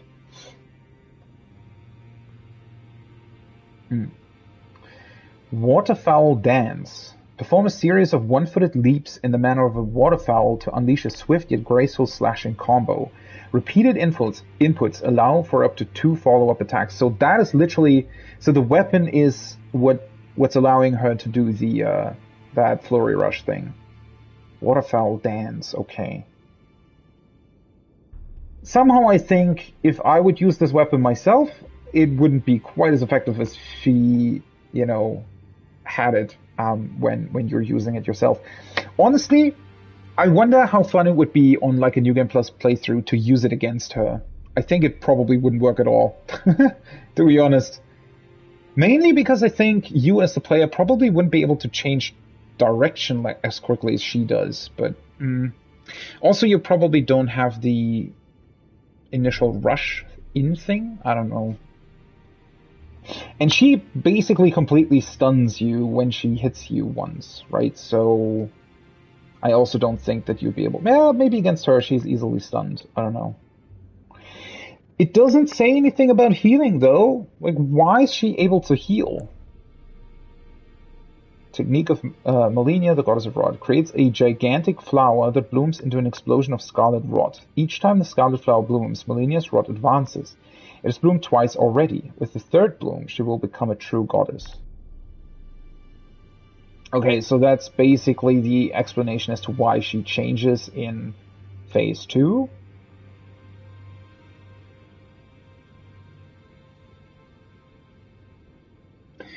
Which is really quite interesting when you consider what this rot actually is, right? Like I said, it seems to... I think somebody mentioned that it's meant to cleanse and enable rebirth. So her rot advances. It has bloomed twice already, and the third bloom allows her to become a true goddess. Yeah, I wonder what the implication is behind it, because, you know, flowers, blooms, everything, that's definitely usually connected to life. So how bad is this rot truly? Right? Where did it come from and why is it working like this?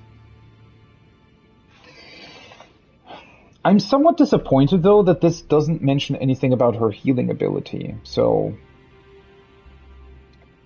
if it's not the weapon that does it, then, like, how the hell is she healing in the first place? And why does it work through shields?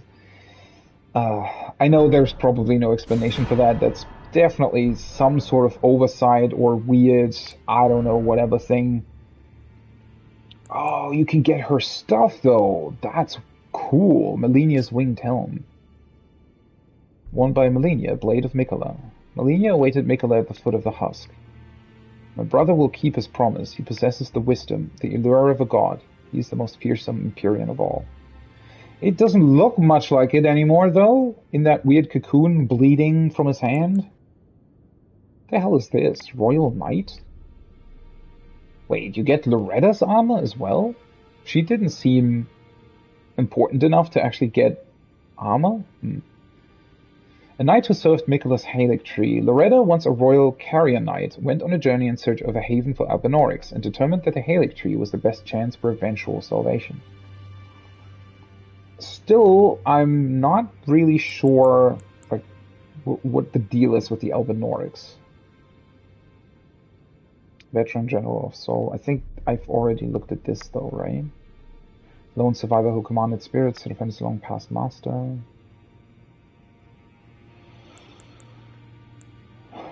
Fell Omen stuff. Lord of Blood rope. Did I look at this already? No, I don't think so. The Lord of Blood, in terms of boss design, is probably one of my favorite ones in this game. Just the sheer amount of detail and sort of cool ornaments that he has on his stuff. Really awesome. Doesn't make the fight any better, but... Though I think the Lord of Blood, in terms of its themes and how it ultimately pans out, I think is still... Well, I killed him quite quickly, but the basic setup felt better than Millennia. Embroidered with an extravagant gold emblem on black cloth, the dress of a luminary, the reigning lord and hierarch of the coming dynasty of Mogwin, or perhaps of a raving lunatic. Huh. The armor has the same description. Royal. Oh, it looks really beautiful. Holy shit. Wait, her lapis lazuli blue cape is the emblem of the knightly pride that continues to guide her. They really did her dirty, didn't they? I wish they would have just removed her from being a mid-boss at the Halic Tree and put her actual form to the Carrion Manor. I don't know. I wish I only had fought her once, but it would have been a more memorable fight.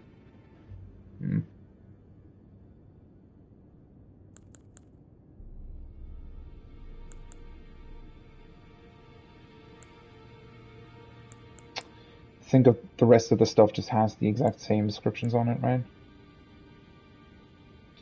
What is the deal with so many people in this game having like foot gear that has individual toes? That is such a weird thing in this game. Like, so many foot gear has at least sort of a hint of individual toes, which is so weird, right? Why would you do that?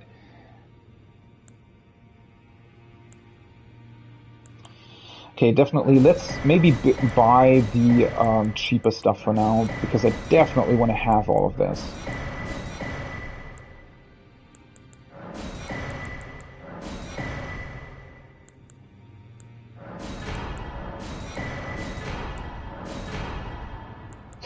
What is that sound when you buy it anyways? Oh, that is actually everything. Oh, cool.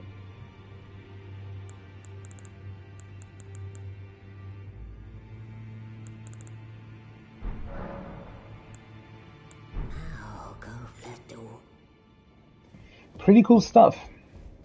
I actually wish they would give you more, right? Especially like the first. I mean, I guess the thing is, right, they can only really give you armor of bosses that are truly sort of humanoid, whereas like Godric and stuff from the start kind of isn't, right? They're partly humanoid, but not really, so it's... I get that they don't, but it would still be cool to have something, at least like their cape or something. So for example, you get Morgoth's cape, right? Or technically it's Margit's in this case. I don't know. Just feels kind of weird that a lot of the early game bosses only give you the remembrances and nothing else, and then later on you just get, basically from Renala onwards, suddenly a lot of bosses also give you their armor. Greetings. Are you here for... So she just doesn't mention the Dung Eater at all anymore? Let's see. Over here it doesn't seem like anything's changed.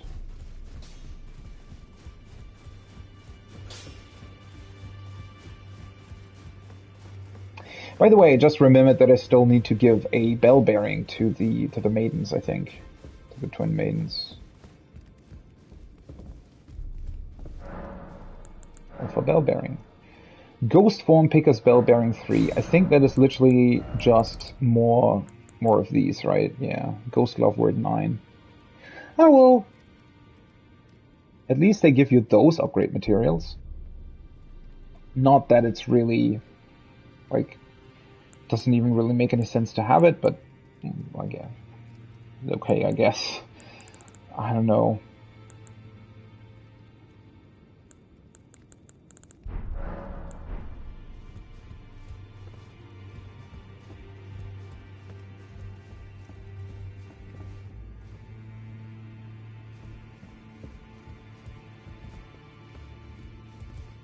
Still brooding over your books? You. What is it? Why is he always so unfriendly? I'm fucking helping you. I'm literally dealing with all the demigods. Oh, about the Halic tree roots. The Halic tree. Now but a husk. Ah. I heard speculation Mikola embedded himself in the Halic tree. But before he could finish, someone cut the tree open and absconded with his infant form. Indeed. It seems those words held weight. How vexing that the All-Knowing didn't have the full story. Perhaps the Queen's sorrow was justified. Ah, my apologies. Lost myself for a moment there. Stop. The information you shared is of great value. This As fucking promised, guy. Your reward. A secret right, known only to me. Like, every time he actually says something of interest, right, that would explain some sort of really cool connection between the bosses or whatever, every time that happens, he just stops in his tracks and doesn't explain further. Cool. So, what did he just say? So, okay, Mikola embedded himself in the Halic tree, so that's why he was in a cocoon. And then I guess the Lord of Blood came and cut that cocoon out of the tree and brought it over to Nokron? I guess? To do what exactly? To bring about his own new dynasty by fusing his blood with Mikola or something? And clearly that didn't really work.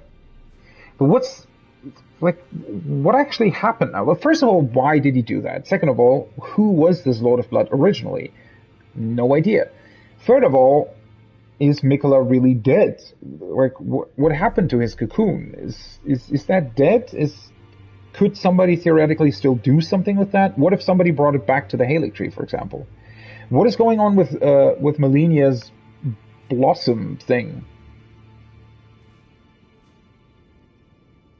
Well, what is it now? Well, Where? what is it now? Are you fucking kidding me? Talk to me, goddammit!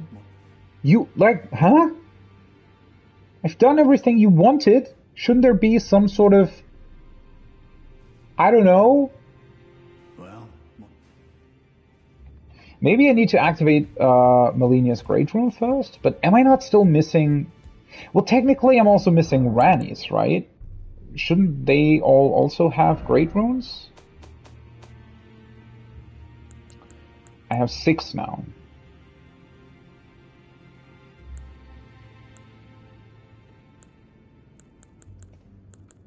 Yeah, because it doesn't seem like there's any way for me to get Mikola's Great Rune. Once again, really sort of anticlimactic and disappointing, right? Like, it just didn't... Just doesn't continue? Like, huh? Okay, how the fuck did I originally get over to this Divine Tower, though? I just realized that I kind of forgot about how that worked. Oh, right, it's the, it's up here, right? The Divine Bridge? Yeah, now I remember. The teleport up there. So let's see if that does anything, or progresses anything. I mean, obviously, I still have the opportunity to go to the Flame of Giants, right? Which I still want to do, but...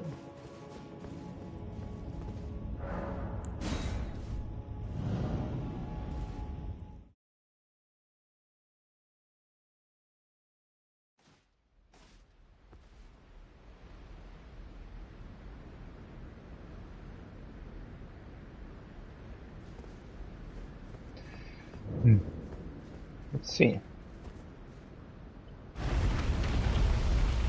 don't really expect there to be too much in here, but then again... This is what the game does really, really well, right? Usually they do surprise you with something.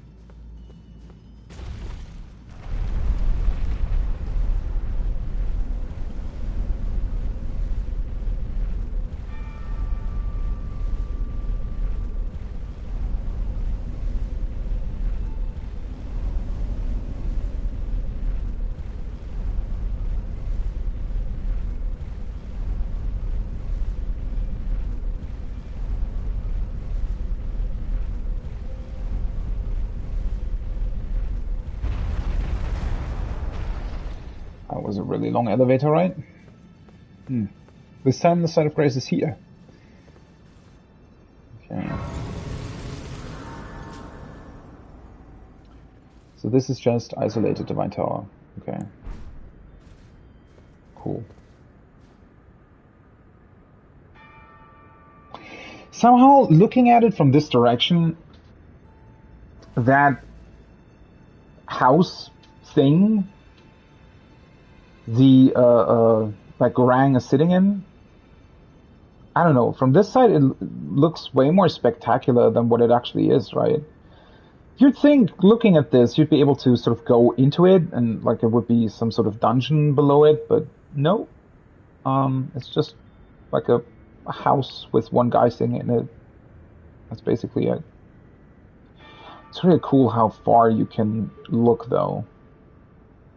All the little details. Quite foggy, but still able to make... What the fuck was that? Huh? Oh, that's... Oh, fuck. Okay. That's really buggy. So if you're standing on a...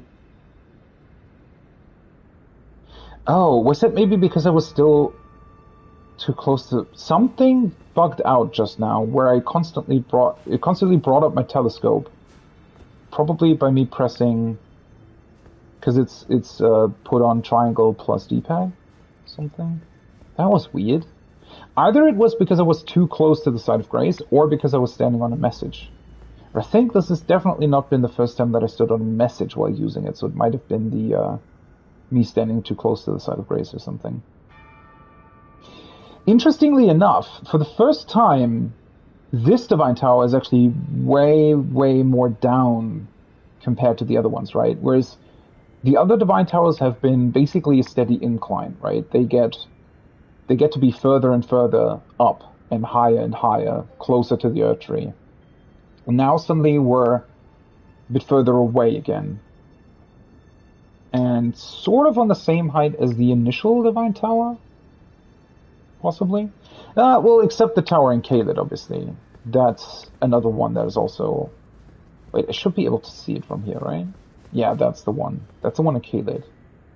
The one in Caelid is even slightly like lower than the one in Limgrave. And you can really see the floating ruins quite well from here.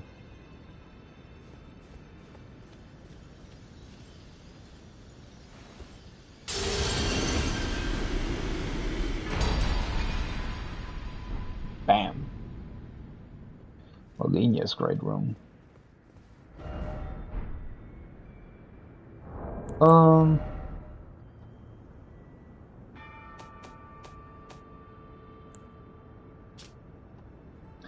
I really like the idea that all the different gods sort of imprinted some of their personality or their being onto the Great Runes, right? I do wonder what that means, though.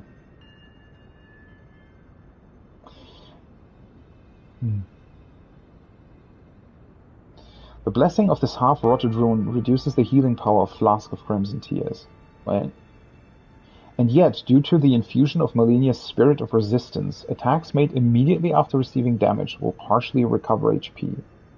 Malenia is daughter to Queen Marika and Radagon, and her great rune should have been the most sacred of all. Right, Mikola and her were the children of Marika and Radagon. So, I mean, Marika will probably be in the Erdtree, I guess? Where the fuck would Radagon be then? Or are they both there? Huh. And do they still have runes as well that I need to collect? But, Okay, so technically her rune is what gives her the healing effect then. And it actually explains, funnily enough, it actually explains why it's healing her, but shouldn't she literally heal just through attacking. It doesn't say that the attacks need to connect. Like, it's implied that the attacks need to connect with your target, obviously, but technically, this could mean that she just that the damage just that the healing always occurs, right? So it's interesting. This says attacks made immediately after receiving damage will partially recover HP. It's interesting because that's more or less the effect you have in Bloodborne, right? With the distinction that here you'd have to use a rune arc every time if you want to have this particular effect. Okay, so that's a bit weird though, since I think Melina, the boss herself, doesn't work by these rules though, right? She just straight up always recovers HP, not only directly after you damage her. Because otherwise, I wonder if that's another legitimate strategy. Once you know this, if like you could damage her and then basically stay long enough away from her so that she can't. Obviously, I don't think that would work in terms of a tactic, right? If every time you hit her, you basically want to make sure that there is enough time between you hitting her and her hitting you, that the recovery effect doesn't work anymore, but I don't think that's a thing. I feel like, at least in terms of how I experienced it, I think the Melina as a boss can just straight up heal all the time. It isn't really restricted by this particular effect.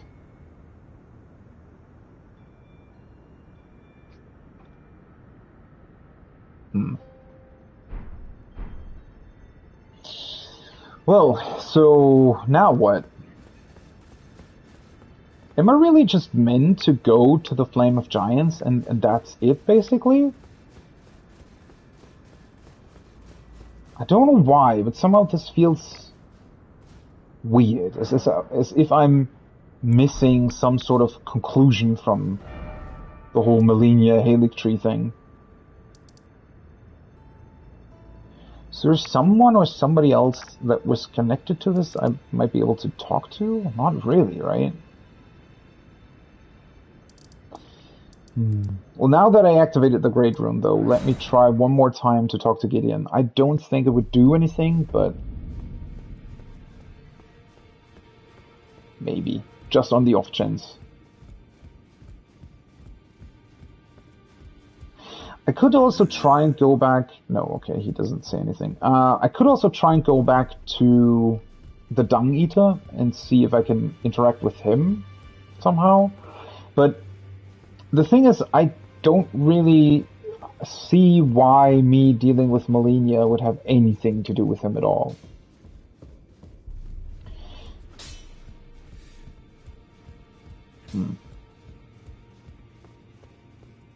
You still... Yeah, she... I don't know what's going on with her. Did I miss some sort of trigger that would continue her questline, or is she just chilling out here and I'm actually done with her quests? Weird. And Fia still hasn't shown. No idea what's going on with her. Is that really the end to her questline? Does she just kill Rogia and D and nopes out and that's it? Like, is there nothing else that follows up to that?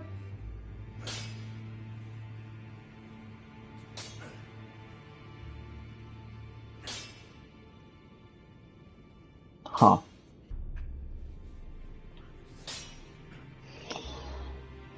I'm just...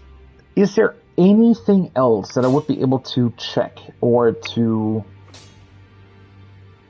The thing is, I definitely missed a couple of items. I think I missed one room, potentially, in the Helix tree. I'm still missing that one item in the sewers, in the capital.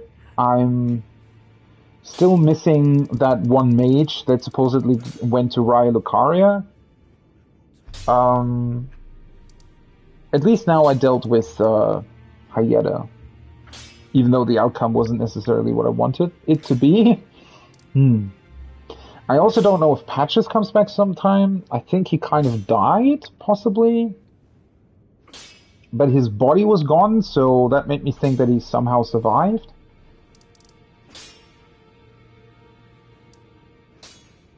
Oh, right, and then it's literally the redhead girl that felt like she could have even maybe been the daughter of Melania, at least by her looks. She was also missing an arm. I mean, that was partially to what I did to her, or not really what I did, but rather I helped her get rid of the rot inside her, right? And she had to basically amputate her arm in order to survive. And I gave her that prosthetic that I found somewhere. But I don't know, somehow something about how Melania looks and everything made me think that those two would be related, but maybe not.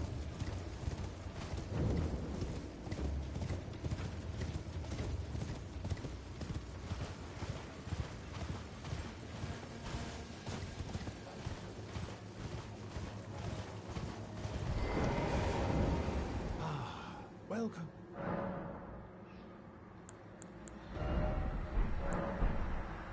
Do you? Huh. Okay. Well, that was a dead end.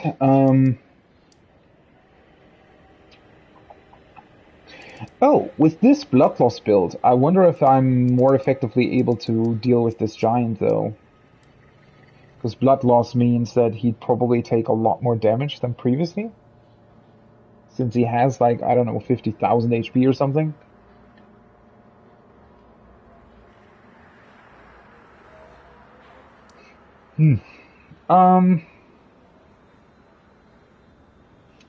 Yeah, I don't know. I honestly, like, where would she be? Where could she be? Where would it make sense for her to be?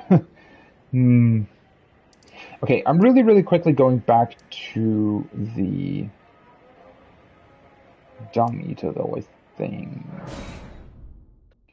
Just to see whether or not I can deal with him or do something to him or something like that.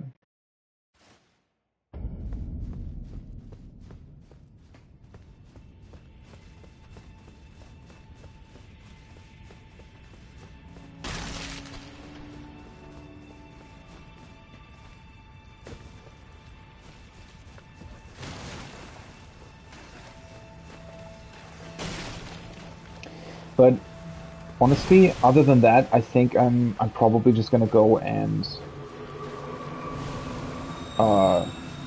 continue with the Flame of the Giant stuff now.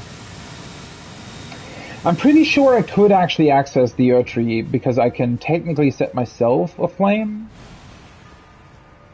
I just want to see whether or not I can still decide to do something else if I go to the Flame of the Giants, or if my former Finger Maiden Melina is going to be there and doing something. Ah, so now I can use this again. Okay. I wonder what triggered that. Maybe it just requires like a weird sort of time thing. Like maybe unleash it upon them a curse blessings to war.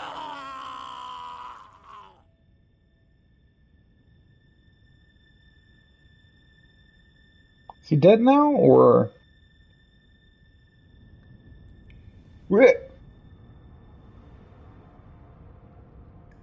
the hell is that? Also, why is there suddenly no light anymore? Huh? Okay, so you can receive Mending Rune. Mending Rune of the Fell Curse. So he's just dead now, yeah?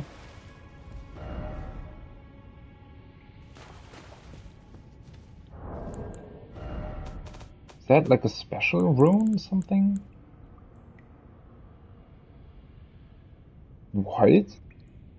can be used to mend the shattered Elden Ring? Huh? Loathsome rune gestated by the Dung Eater, used to restore the fractured Elden Ring when brandished by the Elden Lord. The reviled curse will last eternally, and the world's children, grandchildren, and every generation hence will be its pustules. Yo. If order is defiled entirely, defilement is defilement no more, and for every curse, a cursed blessing. Yeah, I don't know if I agree with that, but... Wait, so is this some sort of alternate way to put the Elden Ring back together? That's the first time something is actually mentioned that it's possible, like, that its sort of point is to restore the fractured Elden Ring. Because, so you'd think that there would be... I mean, maybe we can find something similar somewhere else that is capable of doing the same thing, but without the curse? So is this a possible different ending where you can put the Elden Ring back together, but curse the entire world?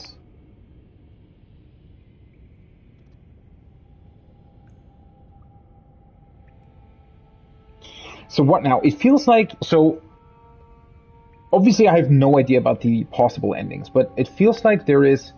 Well, one ending where Melina sacrifices herself and burns the Earth Tree. And that apparently gets possibly rid of the Golden Order, but also means that, I don't know, maybe everybody's just kind of free or something? Free of the Golden Order, but also free to do what they want.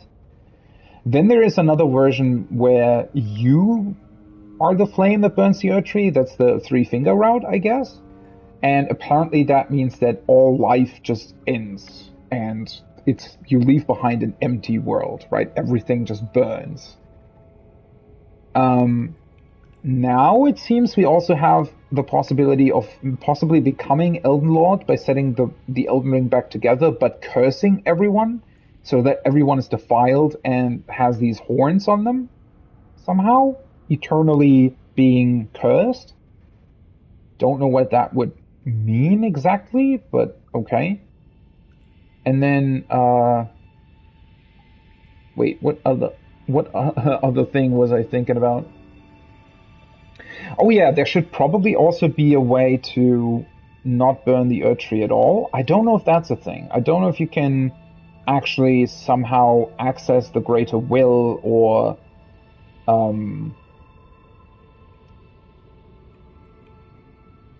follow what the Two Fingers want you to do, right? And actually re-establish the Golden Order. Because what Melina wants to do is still burning the Earth Tree, right? So I wonder if there's a way where you just can't burn it. And one thing that I'm also really confused about is how does Ranni fit into all of this? Because she kills what I presume to be the Two Fingers that are somehow associated with her, and I don't know if that has any implication whatsoever, or if that is a completely sort of a completely separate quest that doesn't have anything to do with the end of the game. I don't know, it felt so long though. Too long, honestly, to just be... Also, I do have a death root in my inventory.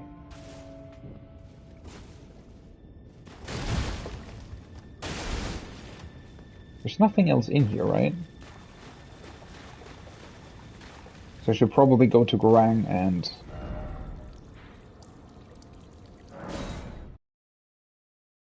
try to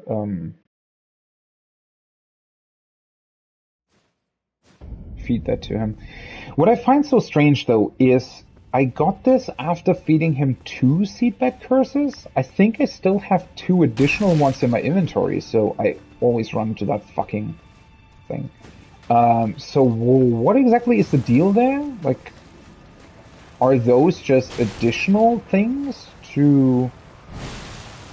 so that you don't have to find all of them? Or is there another possible way to use them? Like, maybe you need to use them in order to defile and set the Elden Ring back together? in order for that to do anything. Ooh, what the hell is this? Oh, you also get his stuff. Interesting. Why doesn't that spawn immediately? Like, seriously, what the hell? Weird. Give me a second.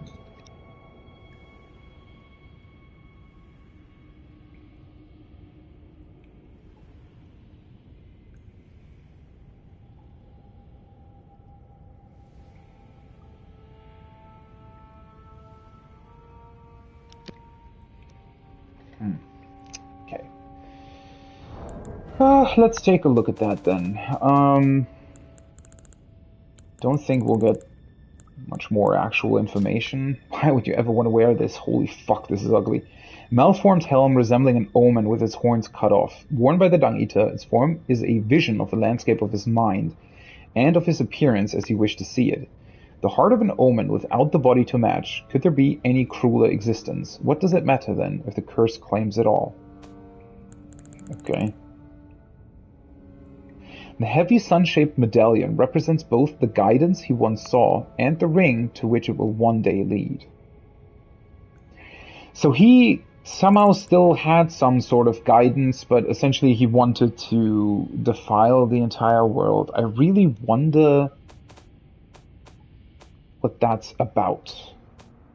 What's his deal? Why do he want to do that? Like, how does that connect to anything else?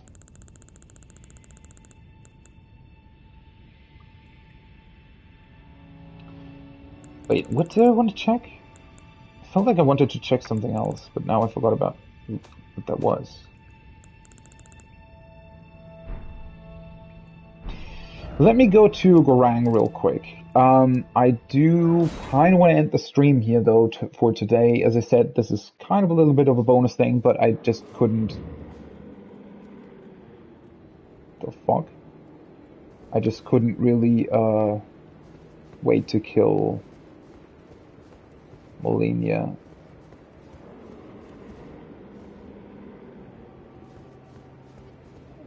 Huh? Is this... What? Is this somehow connected to you doing something at the Halig Tree? Because if it is, that's kind of weird. I hear something or somebody screaming, which I presume is him.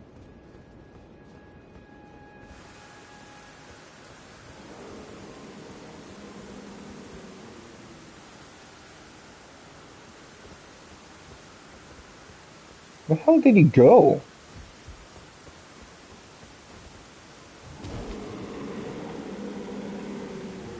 Hello. It's not an enemy, though. What's your deal?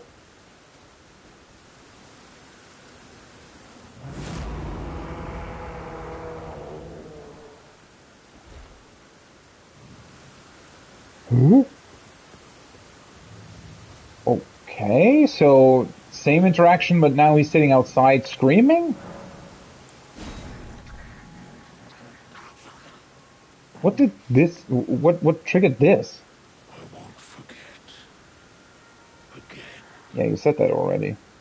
My appetite. My sin. I must have more. Grung's Beast Claw. Was that basically the other claw, but to all sides, or... This one? Creates beast claws to run surroundings with. Yeah, it looks like the same thing, but to all sides, right? Long ago, Gorang was a beast of such terrifying ferocity that his former name meant death of the demigods. I think that's even the same description. Not entirely, okay. So he's still waiting for more Deathroot then. Let me just quickly arrest at the site of grace. This is definitely a curious change, to say the least.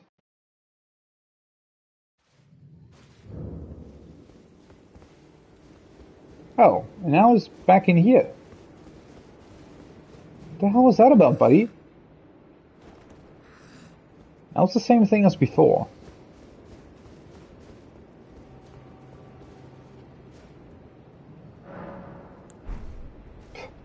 What are these weird changes that ultimately end up being no change at all? Strange.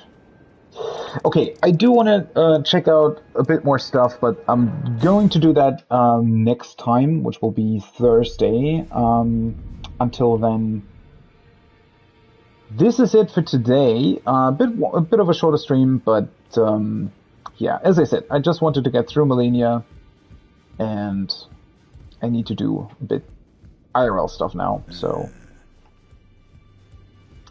that's gonna be it. Let me just one more time quickly see of whether or not she says anything. No. Weird.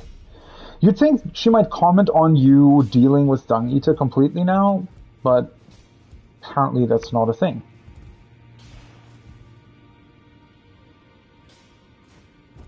Wait, can I move further back? Just want to have a great scene to end the stream. Yeah, this looks cool. I don't know. At least I got through Melania. It was with a little bit of...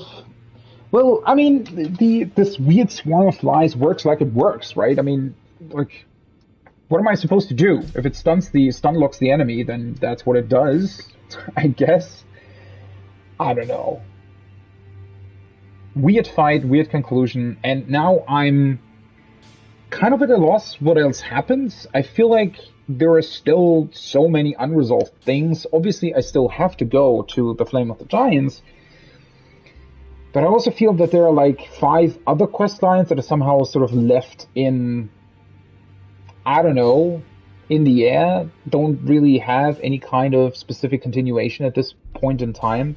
Also, it's just kind of, except for a couple of locations, like with the Beastman Gorang, no idea where other NPCs would possibly reappear, right? So that makes it even weirder.